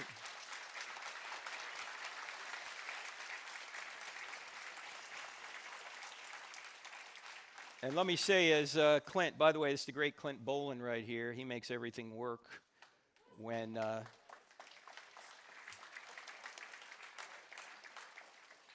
the university gives us lights, he can do his job. And I want to say that Eric Chabot, who hosted this thing, where's Eric? Are you in here right now, Eric? Thank you so much for hosting this. And Eric, tell everybody when they can meet and discuss matters like this in more depth and have some fellowship. When is that? Tuesdays at 7 p.m. at Anderson classroom. It's over there. Get the information over there at the schedule. Tuesdays, 7 p.m. Where? Anderson. Anderson. You guys know where it is. You're Buckeyes. I don't know where it is. All right? Yeah. What? By the way, if you would give us some feedback, you could give us some feedback by texting the word event to this phone number, 855-909-0582. 855-909-0582. It's going to text you back 3 simple questions, and you can tell us whatever you want, all right? All right, yes, sir. Let's start here. What's your name? I'm Tony. Hey, Tony. How you doing? You were here last time, weren't you? Yes, I was. How you doing? I'm oh, just you're the guy peachy. with the great radio voice. Oh, I thank you. Who was an atheist. That's correct. Are you still an atheist? I am, yes. Tony, come on. Yeah. You had a whole year, well, Tony. see, I'm coming back. A whole year. Maybe okay. you can help me out. All We'll right. see. Okay, go ahead, Tony. So I wanted to begin, but you mentioned Christopher Hitchens. Yes. I know you debated him. Yes. And as you know, he had a very sharp wit in his did. life. And I thought, in his spirit, I would note, you said that much of his brilliance was owed to his accent, but I thought it was worth pointing out that he sold more books in his lifetime. So there's that. Well, yeah, and actually, there's a lot of truth in his books. Well, I agree. Well, Yeah. I don't actually like Christopher Hitchens, but I thought he was right about one thing, and this happened to be that But particular remember, issue. Tony, you know, why do people buy books? I don't really know, but if they like somebody, and look, I liked Hitchens. He was very likable. I have his book. I didn't mean. Okay? I was So- just telling a joke. I'm sorry. Oh, okay, all I right. wasn't putting you down or anything. Oh, all right. I'm Well, sure no, I'm that- just trying to figure out Yeah. why. Oh, anyway, go ahead. Yeah. Well, I actually began with that because I've had an epiphany recently, understanding what it means when people talk about God. I recently, and I don't mean to make anyone sad, but a friend of mine 2 weeks ago had killed himself, and he was a Christian. He was leading Bible studies a lot. There's never really been any explanation as to why he would have done that. At the same time, I had another friend who was an atheist who was seriously considering suicide. And it occurred to me in between this time that a lot of what people talk about when they're discussing God, and you did a good job, I think, illustrating this point for me when you talked about morality, is they're talking about hope and something to live for, or something, you know, you look at the universe and you think, wow, this is truly amazing. And people have this feeling that they need to express somehow. And I think that is what religion ultimately is. You said that many of your doubts often tend to be emotional, and that it varies according to Tony. the day. I'm sorry to hear about your friend. We have a long line behind Okay, you, so you I'm gotta sorry. kinda get So to I'll a make my question. point. Get to a Yeah, question, I'll if make you my will. point. Okay. Do you believe that it is possible to live a meaningful life without a belief in a God? Sure, but it'd be subjective meaning, wouldn't be objective meaning. What do you mean? Well, objective meaning is grounded in the nature of God, His purposes. If we all just die and become worm food, there's no ultimate meaning. Well, that doesn't diminish the meaning of my life at all. It's true that as you said earlier, we might be wet machines, but my life isn't measured according to that at all. I can live a perfectly meaningful life as this meat robot, even though I don't have that perspective on it. So, Right, for you personally. But if Right. Hitler comes along and he says, Tony, you know, I'd really like to kill you because Right. it would make me happy, is he wrong? he might feel that way, but it doesn't matter. I mean, my life is, In the other meaning words, of if- your life Yeah, is, I know. In other words, though, is his meaning to kill you, if that's how he gets his meaning, is he wrong? it's not a question, it's not a factual question. Well, it is. He because- may derive meaning in that, Right. but It's just subjective meaning, in other words. It's his own subjective meaning against your own subjective meaning. What I'm saying is, only if God exists is there objective meaning. Otherwise, life ultimately is absurd. And this is what the great existentialists have said. Camus and Sartre and others and Nietzsche. So, yes, you can have your own subjective meaning, just like Hitler can have his own subjective meaning to kill you, and you can have your own subjective meaning to do what you want to do, but it's not objective. I believe life has objective meaning. We all have our own nature, and we live according to that. We all work for our own self-satisfaction, but the things, and this is why I mentioned both of my friends, was that they both had similar problems. They both felt hopeless, but they responded in different ways, regardless of their religion. And that's what I think is what meaning is. It's that ability to look into yourself and find what it is that you take satisfaction from. And you are a subject. You're right. You can Right. do that subjectively, but there's no measuring standard outside of you unless God exists. That's what I'm saying. Right. It is entirely, your meaning is entirely dependent on you. And that's why I think that religion, for many people, I think they have the mistaken idea that that's the only way they can get meaning in life. And I bring this up. That's the only way they can get objective meaning. They can have subjective. There is no such thing as objective meaning. All values are subjective. Is that an objective statement you just made? No, it's not. Okay, well because to your perspective, it may very well be objective, but it's still ultimately dependent on you. When we talk about values, we're talking about the feelings of an individual. Okay, so it's objectively true that you have subjective values, but they're ultimately dependent on the individual. So basically what you're saying, Tony, is the pedophile Tom who abused that little girl, Jessica, that wasn't objectively wrong. No, it was objectively wrong because he was acting contrary to his nature as a human being. No, he wasn't. Oh, he was absolutely. acting right in accord with his compass. His subjective compass told him that's what he wanted. Why is he wrong if there's no standard beyond him? There is an objective morality, but it's no one in the normal course of their lives does something like that. It is in man's nature to be loving and peaceful toward other people. There are exceptions. I know the audience doesn't believe that, but let me demonstrate that. No one in this room has managed to hit each other, in spite that there are many people who are in disagreement. No one's swearing at each other. We all have peaceful nature. Okay. That man was acting contrary to his nature as a human being, and that is why it is immoral. Tony, do you have children? No, I don't. Okay, so you haven't been through the terrible twos. Okay? No, I don't. Okay, so you don't have to tell a child to say mine. You have to teach them to share because our nature is bent toward evil. No, it's not. All right, well. It's not. No child goes out and does what the wicked things that adults do, right? No child. When was the last time? When was the last time a child murdered someone, raped someone, kidnapped someone? It's an absurdity. If your children were really so violent, you would have them institutionalized. And there are some children like that, but the majority of people fundamentally do right. Okay, and do wrong is the exception to the rule. But Tony, and this is the last thing because we got a line behind. I understand. Okay. On one hand, a minute ago you were saying there are no objective values, and now you're telling me that children do right. Now, which is it? They don't always do right. What do you mean by right? As in acting according to their nature. And whose nature? Mother Teresa's nature or Hitler's nature? Our nature as human beings is reasoning animals, right? We all have our own. We all understand why we don't do that to each other because we wouldn't have it done unto us. Do what to one another? What value are you talking about?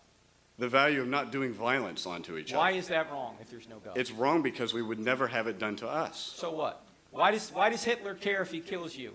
He doesn't. But that's still why wrong. Is he wrong? Or is he wrong? Would Hitler approve of my killing him?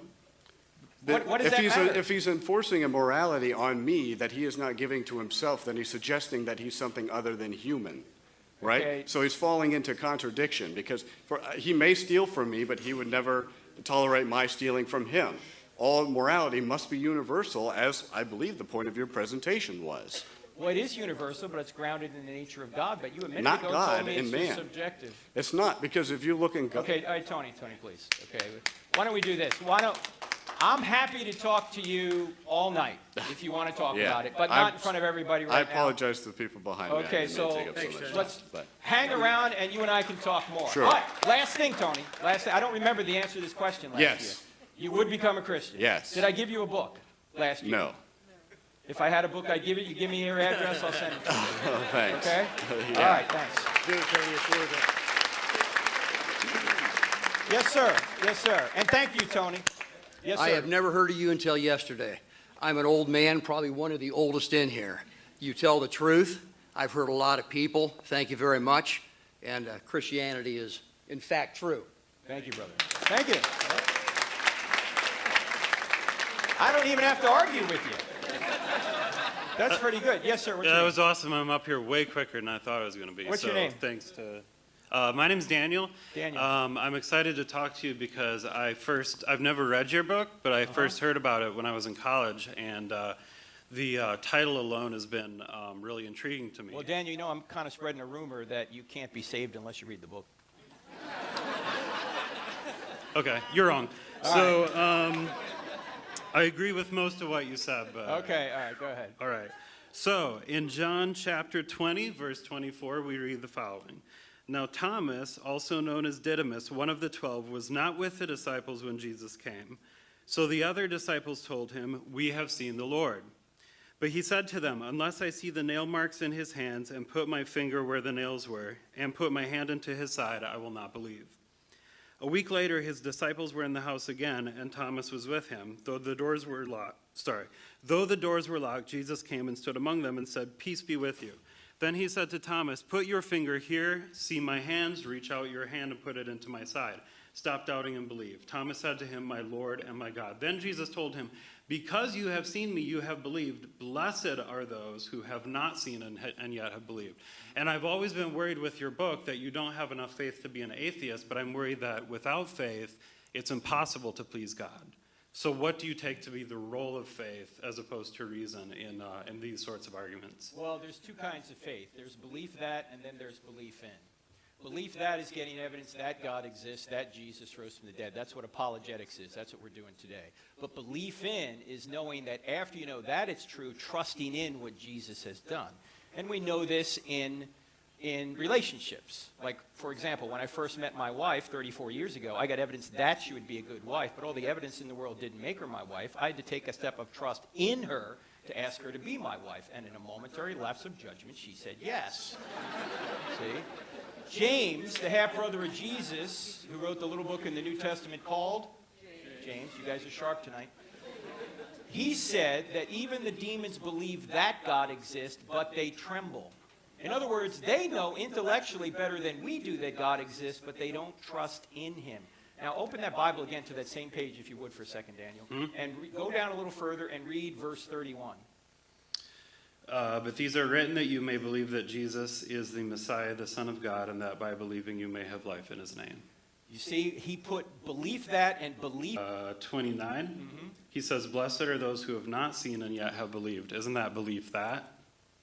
No, that, Jesus. Because the issue is whether he rose from the dead. So Thomas is saying, I have to put my fingers in Right. your And Jesus holes. is saying that there's going to be people out there who are not going to have the same opportunity you have. That doesn't mean they have no evidence. They have the witness of John. That's why he says in that verse 31, "I'm writing these things down so that you may believe that Jesus is the Messiah, and by believing in him, you may have life in his name." Right. That's what the whole book is about. But Jesus is saying, "Blessed are those who haven't seen me and yet believe that I rose from the dead." Yeah, they believe that because they have the witness of John. That's the point. Right. So they don't have the same evidence that Thomas did. No, they don't have the exact same evidence. Okay. No, I don't have the exact same evidence Thomas had, but I have the evidence of John and Matthew and Mark and Paul and Luke. And So why are people, do you think, more blessed for for believing that Jesus rose from the dead, even though they haven't seen him the way Thomas did? Why do you think that's more of a blessing? more of a blessing. Yeah, that's what Jesus I don't says. know. I'd have to exegete that passage. But Okay. obviously, he's saying that to people who don't have the same opportunity that Thomas has. So. Okay. But it's not blind faith. It's not blind faith. You have evidence that Jesus is the Savior. Mm-hmm. And Jesus is an evidentialist, because when the representative of John the Baptist comes to Jesus and says, John, who's in prison, wants to know if you're really the Messiah, Jesus says to him, tell John to stop asking questions and just have faith. No, he doesn't say that. What does he say? He says, look at the signs I've done. The signs are what points to the fact that I am the Messiah. So Jesus is an evidentialist. But thank you for your question, Daniel. Jesus is not an evidentialist. Yes, sir. What's your name? My name's Joey. How are you doing? Good, Joey. How you doing? I'm doing all right. Yeah. So I'm agnostic. I grew up in a Christian family for 18 years and went to college and studied neuroscience. Okay. And during that time, I became agnostic. And one of the things I did was I had so many conflicting ideas between what I was learning in science and what I was learning in the church, and I couldn't bring the two together. There was just a lot of contradictions and things like that. And it actually tormented me more than brought me any comfort. And I know you mentioned that happiness isn't the ultimate thing, you know, it's pleasing God and stuff, and I get that. But I ultimately went on a journey where I said, okay, I'm just going to objectively look at things and say, if any new information is presented to me that betters my understanding about the current world, and it is a better understanding than my current belief system, and I have nothing to disprove it, then I will go with the better understanding. And over 2 years of just not like taking anything like, oh, like that was awesome, that must have been God, and just going, oh, that must have been coincidence, because that's most objectively a better answer. Like, random things happen, we know this. So going off that direction, I ultimately ended up just going, I don't think I can be Christian anymore. I don't believe in this anymore. Okay, can you give me an idea of why? What piece of evidence has caused you to say, Christianity's false? There's just a lot of stuff. It's like, so for instance, I don't know, you mentioned Big Bang and stuff like that. Definitely think it's true. We kind of have photos. Go look it up. But I'm serious. Like, but the thing with all of that is you might say it's true. Another Christian might say it's not. Do you believe the Earth's 4.5 billion years old? Or do you believe it's 5,000 years old? Because if you say it's 5,000, now I'm like really skeptical of your opinion, and you understand why? I'm absolutely convinced the universe is at least 58 years old.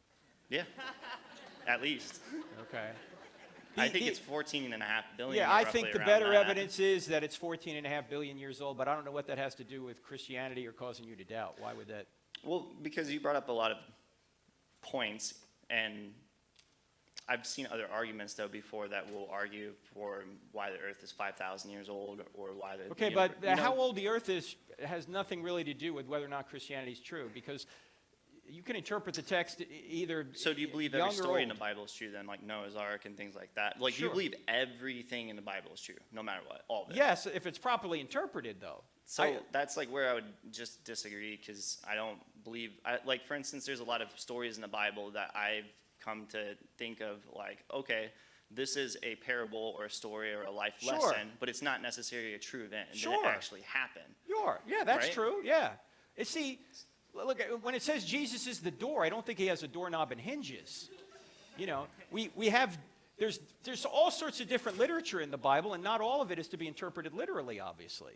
You know, really? Yeah, you don't interpret poetry literally. So not everything in the Bible is meant to be taken literally? No, of course not. Do you think everyone in this room would agree with you?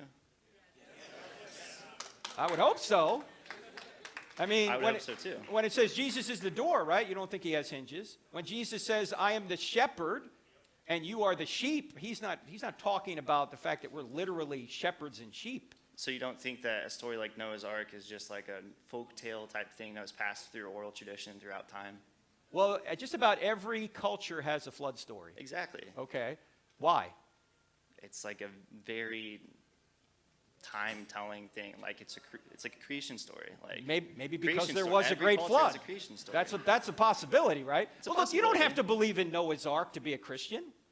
Correct. I got to believe in this guy named Jesus Christ and rising from the dead. Yeah. Which then, like going back to my science thing, is I don't believe that's possible unless I believe he's God, right? But then, like, hold on. Why is it not possible that Jesus could rise from the dead? Because it's not ever been proven.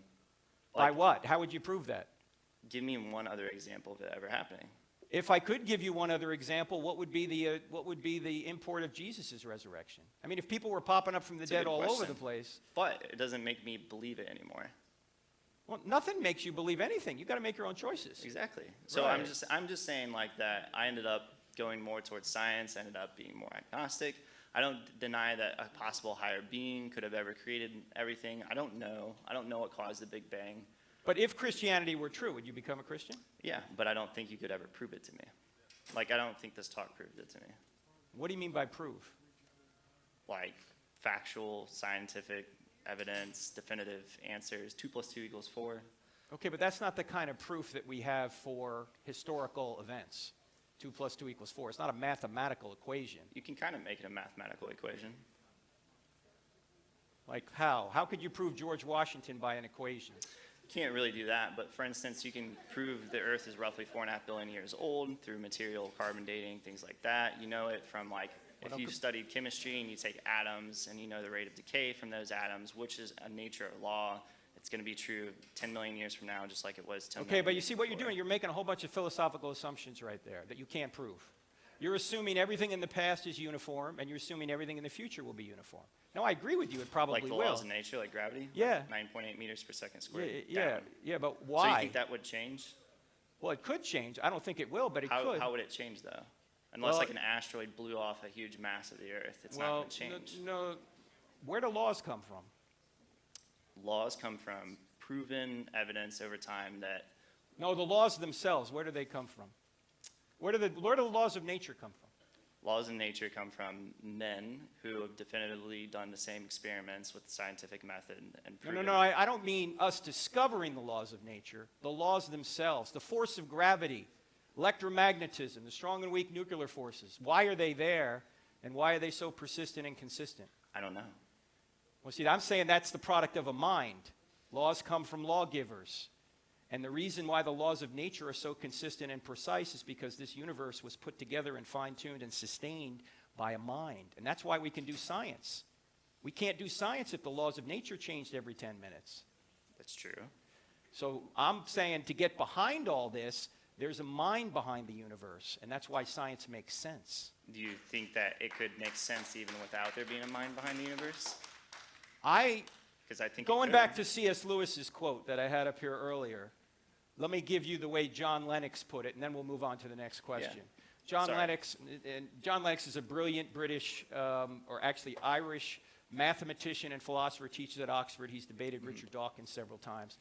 And what he says to his colleagues who are atheists, he says, how do you do science? And they start talking about their apparatus, and he goes, no, I don't mean science out here, I mean science here. He said, they say with my mind, they start to say mind, and then they stop themselves and they say, you mean with my brain? Because they don't believe they have a mind, they're materialists. And he says, yes, tell me where your brain came from. And the atheistic scientists will say, well, my brain is the product of random forces that didn't have its end in mind. And Lennox will say, and you trust it? Why would you trust anything you think if your brain wasn't designed? I don't trust everything I think. How do you know you shouldn't trust certain things you think? Because you have a brain that was designed and you can discern what are accurate facts from falsehoods. I mean, I don't know. I did a neuroscience degree. There's a lot of things we could go down with that, but I want to spare everyone's time. All right, well, thank you. But last thing, Yeah. and it's just simple yes or no, and then I'm going to move on. But I would challenge anyone, like, if you're a Christian and you really have much affirmation in your faith, would you be willing to take 2 years where you don't put yourself maybe in an echo chamber or confirmation bias type scenarios where you're reaffirming your faith constantly, like if I going to church or saying that was by God? Well, no, hold on. No, I'm serious. There's a pastor who did that. He said he's going to be an atheist for a year, and now he's an atheist. Of course, if you shut everything out of Christianity, if Christianity's true and you shut out the Holy Spirit, yeah, you're going to become very hardened. Your heart's going to get hard. So why would you ever recommend somebody does that? Now, I agree with you. What if it was that the we truth? ought to be It's open. the same question then. We If ought it's to the be truth. open to reading, not to starve ourselves from God, but we ought to be reading atheists. I read atheists. The problem is I find atheists don't read the stuff we do. That's why every time I debate an atheist, with the exception of my friend Jeffrey Lauder, they never read anything, and they just get up there and they complain about how God is running the universe. Well, that's not an argument against God. So reading the Bible for 18 years and then taking 2 years to just do other things, like there wasn't any balance there that seemed more favorable towards Christianity? I don't know if I thought, but let's talk Yeah, later, yeah. okay? Yeah, sure, Because we got a absolutely. long, hang out Yeah. if you would. Yes, sir, go ahead. So, What's your name? My name's Isaac. Isaac. Now, I apologize, you guys. It's my fault. I'm letting people go too long. So if you can just get right to your question, and then we'll keep moving, because I don't want to keep guys here all night. Go ahead, Isaac. All right. So, if an atheist claims that God cannot exist, I think we can all agree that that would take faith to say. Please go to a question. Right? Okay. Okay. We don't need a lecture. Just go to the question. Right. So okay, it go takes ahead. faith to say that. So here's the question. It's just one long question. Mm-hmm. So in the 1940s, the Dead Sea Scrolls were discovered. And when they were discovered, they were a mystery. So the state of Israel hired John Allegro, among other scholars, to translate them. So John, the archaeologist, is like, okay, I'll translate these for you guys. Isaac, please get to the question. So, okay, this is the question. The question please. requires a short setup. So Then get to the back of the line. I'm sorry. no, okay. Here's the question. Go to the question because Here's we the got too question. many people. Go ahead. It's just a Go quick ahead. question. So, all right. So, John Allegro translated the Dead Sea Scrolls, and he concluded that Jesus was a mushroom. So, unless you actually eat some psilocybin mushrooms, you're taking it on faith that Jesus was not a mushroom. So, are you going to go home and eat some shrooms? Thank you, Isaac. Wait, do you have an answer? Isaac, I don't even know what the question is. Okay, thank you. Jesus was a mushroom. Thank you. That adds to the conversation. Thank you. Yes, sir. Go ahead. What's your name, sir? Yeah. My name is Derek. Derek? Derek. Go ahead, Derek.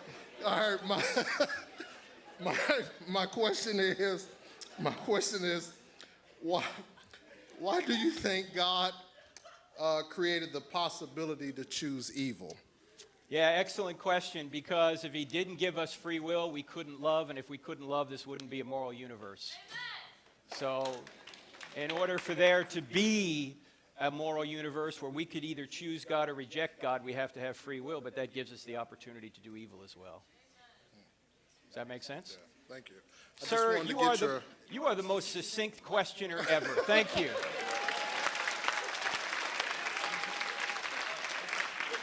Yes. Hi. So I What's guess your I have name? Nathan. Nathan, go So I ahead. had 2 questions, I guess, but they're quick. So if, like, hypothetically, what would change your mind about Christianity, right? Like, what's, I don't know, sort of evidence or lack of evidence, whatever it would be, would change your mind about Christianity, you know, hypothetically? Christianity can be disproven, Okay. unlike some other religious worldviews. Like if they found the body of Jesus somehow. If Jesus did not rise from the dead, Christianity is false. So it's a religious worldview that can be either verified or falsified. Okay. Sure. Okay, sweet. And then the other one is, if some hypothetical thing happened and you were not a Christian, would you be a deist, do you think, or an atheist, or what do you think you would become? Hypothetically, I don't know. Okay. Because I'm not. Yeah, Look, it's hard. I always believed there had to be a first cause. Look, I didn't grow up a Christian. I always believed there had to be a first cause. I always believed in some kind of God. I just didn't know who Jesus was. And then when I started doing research, I read some books early on, like Josh McDowell's books, Evidence of Man's Verdict, More Than a Carpenter, that helped me become a Christian, and then I started to read a lot more. And so I think the evidence is there that it's true, but it's belief that. You can believe that it's true and not trust in it. Just like you can believe somebody can make a great spouse and never ask them to marry you. I see. Right? Mm-hmm. All right? All right, thanks. Thanks, Nathan. Yes, sir. What's your name? Chase. Chase, go ahead, sir. Yeah, so how would you answer a question that I would say my friend posed to me specifically about the mysteries of kind of the ancient history of humans? So you see all humans weren't Homo sapiens, and so how would that fit in a biblical narrative? I know it doesn't have much to do with Jesus and the resurrection. Oh, you're talking about like Neanderthal man? Yeah, stuff like that. There's a lot of different views on that. Yeah. The current view, as I understand it, is that we all share some Neanderthal DNA. Yeah, yeah. Okay, maybe 2-3%, something like the latest that I've heard anyway. And I'm not expert in this world. This is just what I'm hearing, okay? Which means that there was some commingling back then.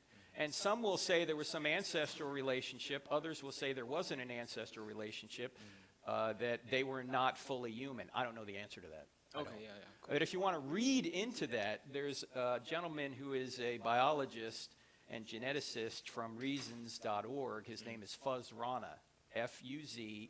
Okay. And he's written on this. In fact, you can probably find articles on the website there. Just Google Fuzz Rana, All right. Neanderthal, or human history, and see what he has to say about it. Cool, thank you. All right, thank you. Yep. Yes, sir. What's your name? Dylan. Dylan. Go ahead, sir. All right. I got 2 questions. Is that Go cool? ahead. All right. So that's your first. 3 questions. Was that before? Okay. All right. Go ahead. All right. How do we reconcile the census of Quirinius? Yes. In 6 BC being taken after Herod's death in 4 BC, and how that relates to Christ's birth, during that time period according to Luke? Okay, yeah, some say there were 2 censuses. Others say that the way the language is written, it could have been the same census. But the one who's written on this, and I don't have his answer memorized, is a guy by the name of Tim McGrew, T-I-M-M-C-G-R-E-W, a brilliant guy from University of Western Michigan. Thank you, Western Michigan University. And if you Google his name and that particular question, you'll find the answer. Cool. All right? All right. Tim McGrew. Tim McGrew, got Yep. it. He's forgotten more than I'll ever know. Cool. All right? All right, so the next question, why doesn't God just, and I'm sure you probably already answered this a bazillion times, but why doesn't God just simply show up like in New York City and say, "Here I Because am, we ask kill me him anything"? just like when he showed up in Jerusalem. I would agree with that, but That's probably what would happen. No, that's a great question, the hiddenness of God question. yeah. And I think an answer that Soren Kierkegaard gave many moons ago, back in the 1800s, went like this. He told a story of a prince who had a large jurisdiction, and one day he saw from a distance a beautiful young woman who he immediately fell in love with, but she was a peasant. And so he went back to his father, the king, and he said, "I love this woman. What should I do?"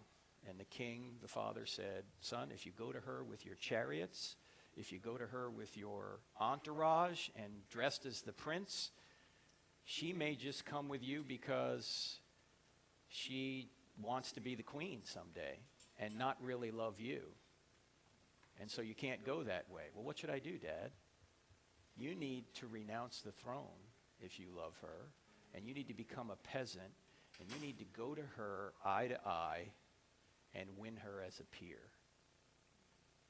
And that's what Jesus did. He renounced the throne. He came down to this world.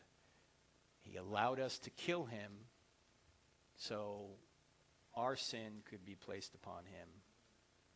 He doesn't overpower us. If he overpowers us, then we might just go with him because he's displayed his power rather than because we love him. Why do you think Jesus appeared 2,000 years ago rather than today where we have, modern videography and could record him, that way? We're only speculating here, but 2,000 years ago, in God's timing, everything came to a point where it was the best time to bring Jesus to the earth, because you had Roman roads, you had virtually universal language, Koine Greek, you had relative peace, everything converged at one point there in the Middle East, and God chose to work through Judah, through Israel, and so he brought Jesus at that time. Now, we're only speculating. Paul Meyer, also at Western Michigan University, has written a book called In the Fullness of Time. In the Fullness of Time. Now, again, sometimes when we ask a question, why does God do this or why doesn't he do that, we can only speculate. We don't have the mind of God. He has it. But that might be one of the reasons. All right? Good. Thanks, Thank Frank. you, Dylan. God bless. Yes, sir. What's your name? Demas. Say again? Demas. Demas. Go ahead, sir. How you doing? As far as Christianity goes, there's a lot of different interpretations of the word. What's your feelings on denominations which are not biblical? And more specifically, the Pentecostal belief, they claim that the speaking of tongues is evidence of the Holy Ghost. If that is true, does that mean that Christians that do not speak in tongues are not really saved or have the Holy Ghost? How do you know if you have the Holy Ghost? All right, excellent question. Let's deal with the tongues issue. I don't separate with my Pentecostal brothers and sisters over that issue, but I just don't think that tongues is required, and I think tongues are, certainly in the Bible, every time tongues are mentioned, tongues are known languages that other people can understand. Every time a tongue is spoken in the Bible, it's not a private prayer language. It's actually a spoken language, so the person who may not say, for example, speak Japanese, could get the gospel to a Japanese hearer by speaking that language.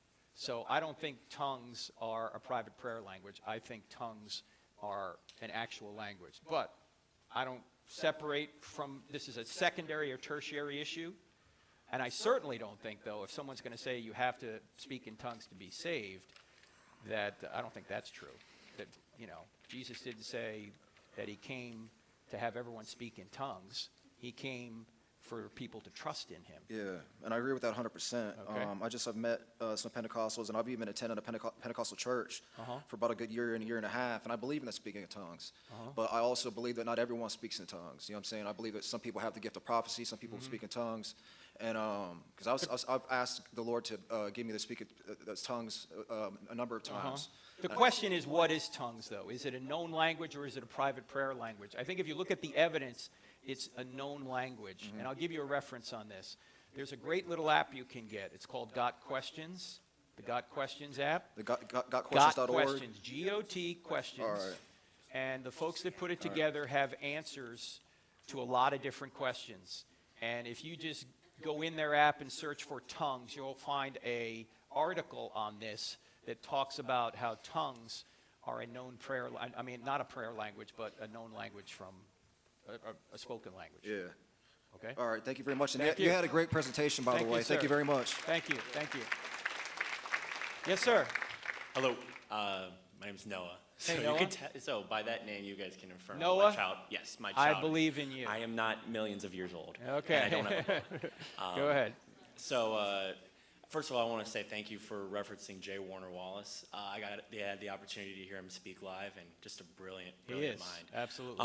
I did have a question, though. You did say one thing that kind of made me curious of what you meant. You said when you were referencing the last chapter in Matthew regarding the Great Commission, you said something along the lines of, you don't have to make someone a believer in order to make them a disciple. And you kind of made a distinction between that. Could No. What I meant was, don't just stop at believer. That's what I meant. Okay. Jesus didn't say go make believers. He said go make disciples. A disciple is somebody who's not just a believer, but is actually following Jesus. Gotcha.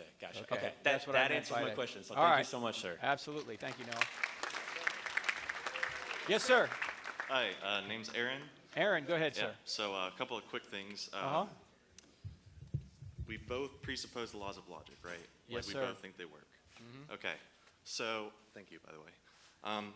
So, eternity and forever, that is encompassing all time, correct? Okay. Oh, eternity. Well, the question is there time in eternity? And that's a disputed topic, okay? Because eternity is not just endless time, all right? Because God was in eternity before he created time. Time was created. And that's even what Einstein says in general relativity, that space-time and matter are co-relative. Yeah. Okay. Well, not created, but, well, could be. But anyways. So another question about the child rapist, Tom. So in regards to justice, the penalty for sin is death biblically, right? So if Tom were to accept Jesus and Jesus took his sin, he no longer has to pay that eternal damnation. So is that justice? No, it's called grace.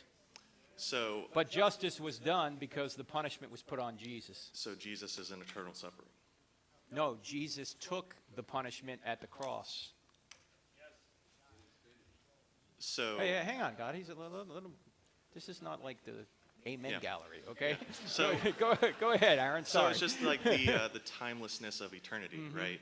So if the penalty of sin is eternal death and eternal suffering, then wouldn't Jesus still be in that? No, because Jesus is our atonement. He's the atonement for our sin. He took that. He doesn't have to suffer for eternity in order to take our sin on. He paid for our sin at the cross. And so was it grace or justice? Well, it's both.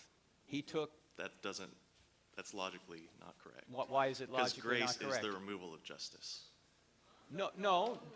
Justice was done at the cross. All of our sin was put on Jesus. And then we can receive not punishment, we can receive grace because our punishment is taken care of by Jesus. So both are being done. Justice is being done, but it's being done to Jesus, not to us. We're getting grace. Look, justice is getting what you deserve. Mercy is not getting what you deserve. And grace is getting what you don't deserve. We don't deserve to be forgiven, but we are.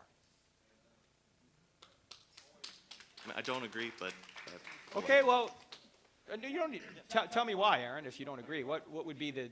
Let Aaron finish the thought. If you don't agree, tell me why. It's just because getting something you don't deserve, grace. Mm-hmm. Yeah. If you were to have justice, which is the eternal death and suffering, then that has not been fulfilled. Well, remember, maybe you're thinking this way, and correct me if I'm wrong. You're thinking that in order for a sin to take place, or if a sin takes place here, it has to be punished for eternity. That's what you're thinking? That's what the Bible says. Okay, but is it just the sin done here, or is it maybe you continue to sin in hell? I don't know. Well? Also, I'm an atheist, so Okay. I would believe in Christianity if it were proven to me. But You're jumping the gun here. Yeah, man. I I didn't even know. get to ask you the question. Yeah, I know. But Well, have you read much on it? read what? Have you read much on Christianity? Oh yeah, my dad is a Southern Baptist preacher, so. Okay, so why don't you believe? Because I'm not convinced that it's true. Why not? Because it's not convincing to me. What isn't? The Bible. Let's say the Bible isn't completely true, but Jesus rose from the dead. Could you demonstrate that?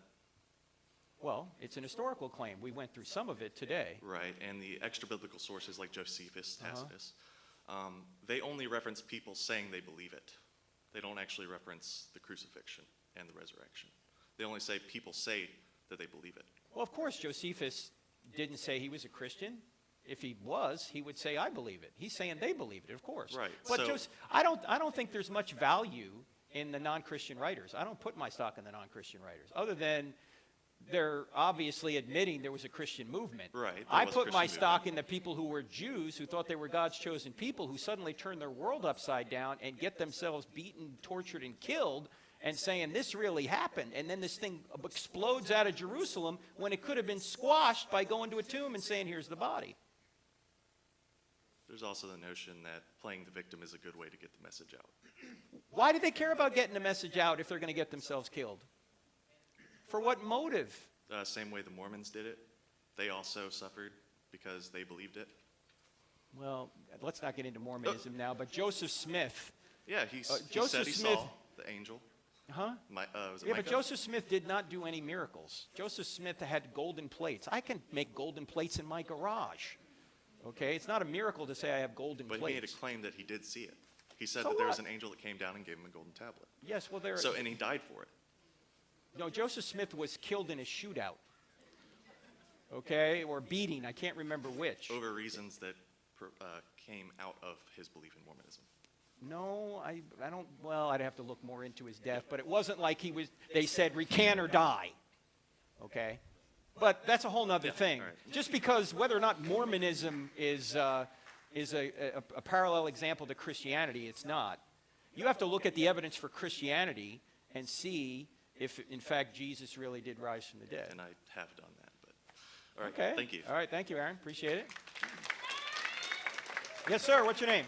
I'm Tristan. Tristan, go ahead. It's a pleasure to meet you, Dr. Turek. First Thank of all, you, I want to sir. say I love you. God bless you. Thank you. And so my question is manslaughter objectively a sin, be it complete and utter, Why do you ask? Well, because there's it's kind of not really two-part, but like be it from negligence or just complete, like you're just doing what you're supposed to do and somebody dies because of what you're doing and you weren't even, but then there's negligence too. There are sins of omission and there are sins of commission. So it depends on the situation. I'd have to know the situation and you'd have to evaluate it and see. Okay. I don't know. Okay, so my friend But had there some are questions. sins of omission, yeah. My friend had a list of questions, but I just told her to pick one. All right. She was too scared to come up here, but okay. She wants to know, why are gay people considered to be sinning? Is God supposed to? Isn't excuse me? isn't God supposed to accept and love everyone? He does love everyone, but does love mean approving of everything? Does it? I'm sorry, the second part wasn't my question, so. Oh, okay. Well, look, let's just take parents. Parents in this room, if you approve of everything your child wants to do, are you loving? No. Love doesn't mean approving of everything. Love means seeking what's best for the other person. And sometimes, in order to love somebody, you have to oppose what they do rather than approve of what they do. And everybody knows this. Thank you. God bless you. All right, thank you. Hey, yes, I'm sir. Matt. Say again, sir. My name is Matt. Hey, Matt, go ahead, sir. Yeah. So I have a question about the free will theodicy, and I think it's a good theodicy because if you don't have free will, you can't choose to love. But my question is couldn't God, like in heaven, there won't be any sin? So people no longer sin in heaven. Could God have created that as the initial state? That's an excellent question, and I think the answer is logically yes, but probably practically no. Because it's logically possible that God could create a universe where nobody sinned, but it's not practically possible with free creatures because as soon as you give free creatures freedom, they could do anything they want. And there's one thing, well, there's many things even a sovereign God can't do. He can't do contradictory things. He can't force free creatures to never sin. Yeah, so my question is, if free will is necessary for genuine love, and in heaven nobody can sin anymore, have they lost their free will? And if so, does love cease to exist in heaven? No, because I think that we will have free will in heaven, but we can't choose evil. Well, because there's no reason to choose evil in heaven. There's no reason to take a shortcut because you have everything you need. But Satan was in heaven. We don't have a lot of information on Satan from the Bible, but it seems to me, and I agree with William Lane Craig on this, there had to be some epistemic distance between the angels and God. In other words, he had to have some distance between himself and them so they would be free to make a choice. But it would be like if your mother and father were hovering over you at all times, you would not really have free will to do what you wanted to do. He had to give them some distance. Once we've gone through this world, however, and we've made our choice, and we see God for who he is, we won't want to sin, and we won't have any reason to sin, because those three motivators I mentioned earlier, sex, money, and power, are just going to go away. Okay, I guess I'm just wondering, Adam and Eve saw God and walked with him in the cool of the evening. They had the motivation of Satan. God could have destroyed him instead of allowing him to come down here. Is it true that free will must exist for genuine love to exist? I think so. I think you have to have that. How can you truly love if you're just a robot? I don't think you can. It's a dilemma that I have myself. But in heaven we can't sin. But the love is going to be more real, we can still have not free less will. real. We can still have free will. Like, you know that marriage is an illustration of our union with Christ in heaven. When you decide to marry somebody, you have made a forever choice, and you forego the choice to have relations with other people of the same sex in that marriage. And you know, if you're a man and you're married to a woman, you're not going to have. You've forgiven. Easy for me to say. It's really getting late here, and I'm getting tired. When you made that free choice to get married, even though you still have free choice in the marriage, you have given up your freedom to date other women. Same thing is true when you get to heaven. Once you've made that free choice to be with Jesus, you've given up, despite the fact you still have free will, you've given up the idea that you're going to reject Jesus after that. Okay, and one last thing, I don't want to be long. What about children who are aborted? 60 million, I believe, since Roe v. Wade.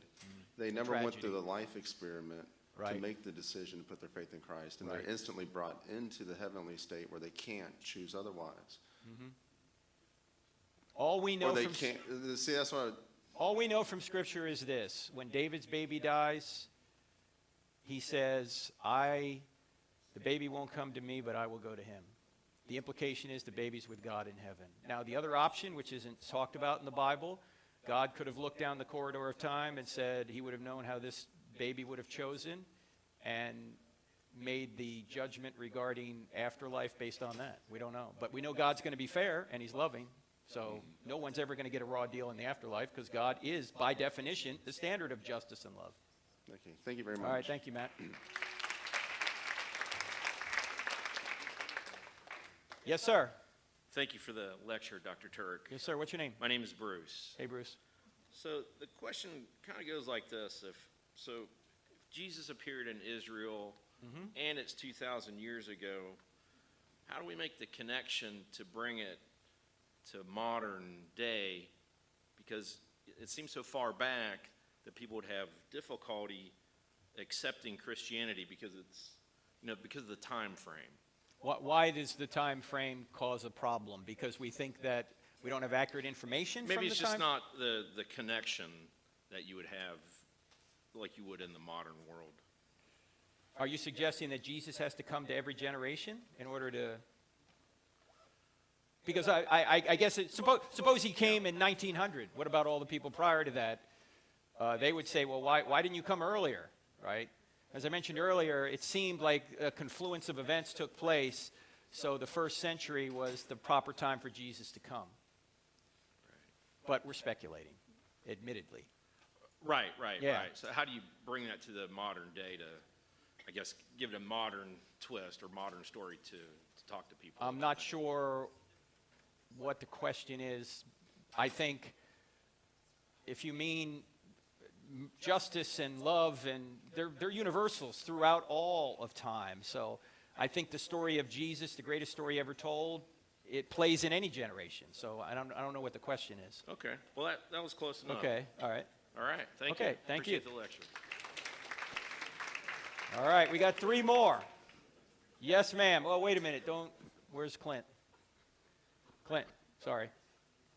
3 more questions, and then we're gonna vacate because we got to go get a plane early tomorrow.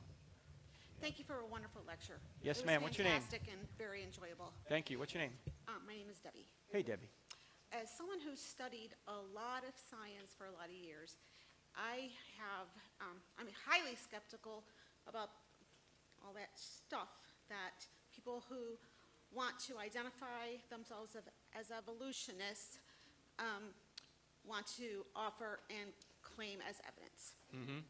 Do you think that one of the biggest problems with the theory, the way that most people try to embrace it, is the millions of years of death and suffering, the fact that death and suffering are a result of sin, and sin entered the world at one point, and that God probably wouldn't have planned all that death and suffering? I don't think macroevolution is false because of the Bible. I think macroevolution is false on the merits. I don't think it works. Okay? But to your question with regard to death, the Bible does not say that death came to all creation because of the fall. It says death came to all men because of the fall. That's Romans 5:12.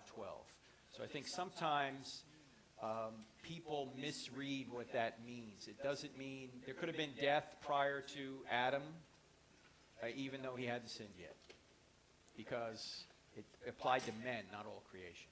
Okay, thank you. Okay? Thank you, Debbie. Appreciate it. All right. Theodore, right? Yeah, you have great Go memory. ahead, sir. Thank you so much for the presentation. Yes, also, sir. I read the book. It's great. I have 2 questions. Go ahead. The first question, I hope this makes sense, but some people I've talked to say that atheism isn't a belief, and so it's kind of tricky. It's kind of challenging because they're not trying to prove or disprove anything necessarily, and so I don't know, like how do you go about that? Okay, Like, yeah, if somebody says, I just lack a belief in God, there's a couple of things you can say. Number one, if you just lack a belief in God, you're not really saying anything about the real world. You're not saying that God exists or doesn't exist. You're just saying that psychologically you don't believe, you lack a belief in God. Well, this water bottle lacks a belief in God. We don't call it an atheist, right? Secondly, I would ask the person to give me their opinion on this proposition. God exists. Would you say yes, no, or you don't know? Let's get rid of the labels for a second. If you say yes, okay, you're a theist. If you say no, you're an atheist. If you say I don't know, you're an agnostic. Let's just look at it that way. The third thing I might say, and this is why when I debate atheists, I will never debate does God exist, because it makes it seem like just I have all the burden of proof. I want to debate a topic known as this: what best explains reality, theism or atheism? And what is reality? Well, reality consists of a universe, it consists of a fine-tuned universe, it consists of objective moral values, consciousness, love, the resurrection of Jesus. It consists of a lot that everybody needs to explain. How do you best explain that from your worldview? God or no God? Yeah. And if atheists are just going to lack a belief in God, they're not really saying anything. Let me give you one illustration, and this will be it. If we're both detectives and we come across a body and we know it's been murdered, and you look at the body and you look at the clues and you go, I think suspect X is guilty. And then I say to you, well, I lack a belief that suspect X is guilty. And you go, okay, I get that. And then you say, well, who do you think did it then? And I go, well, I don't have to come up with anybody. I just lack a belief your guy is the murderer. Am I being a good detective? I don't think No, so. I have a burden of proof too to explain why there's a dead body there. And atheists have a burden of proof to explain why this universe exists and why it's fine-tuned and why there are objective moral values and consciousness and the laws of logic and our minds and life and all these things and the resurrection, if that occurred at all, the evidence for that. They have to explain it just as much as the Christian does. So we have an equal burden of proof. Thank you. Yeah, that definitely answers my question. My second question, if I can, is you mentioned belief. Belief that and belief in. Right. And you also mentioned not stopping at belief, but then also becoming a disciple. And I was just curious, we can talk about it now or later, but I was curious, do you believe you have to be a disciple in order to be saved? I think if you are saved, you will be a disciple, but you're not saved because you're a disciple. The disciple part is a result of you being saved. It's not the cause of you being saved. Does that make sense? Yes, but I would like to talk more about it. All right. Okay. Well, yeah. when I can keep my eyes open, I will. Okay. All right. Go ahead. All right. All right. Last question. Yes, sir. What's your name? Mike. Hey, Mike. I got a question regarding Joshua chapter 10, the day the sun stood still. Yes, sir. Apparently, and then also Isaiah chapter 38 with the sundial when it moved back 10 degrees. So do you have any explanation to that? I know it's God, but... Well, I think it would be a miracle. Obviously, if God wanted to do a miracle, he could do whatever he wants with the sun and maintain the universe in such a way that life could continue. If he wants it to be a miracle, he can. God can create the universe out of nothing. He can do whatever he wants that's not logically impossible inside the universe. So I don't have any problem believing that. No, I don't either, but I just wondered if... Oh, how he did it? I don't know. No. Yeah. And again, so, yeah. We could end it at, I don't know. That would be a good place to end. But no. Do you have anything else? Or? No. Oh, all right. I just get... All right. Thank you, Mike. Thanks, ladies and gentlemen. Thanks for coming out, Buckeyes. See you next year, I hope.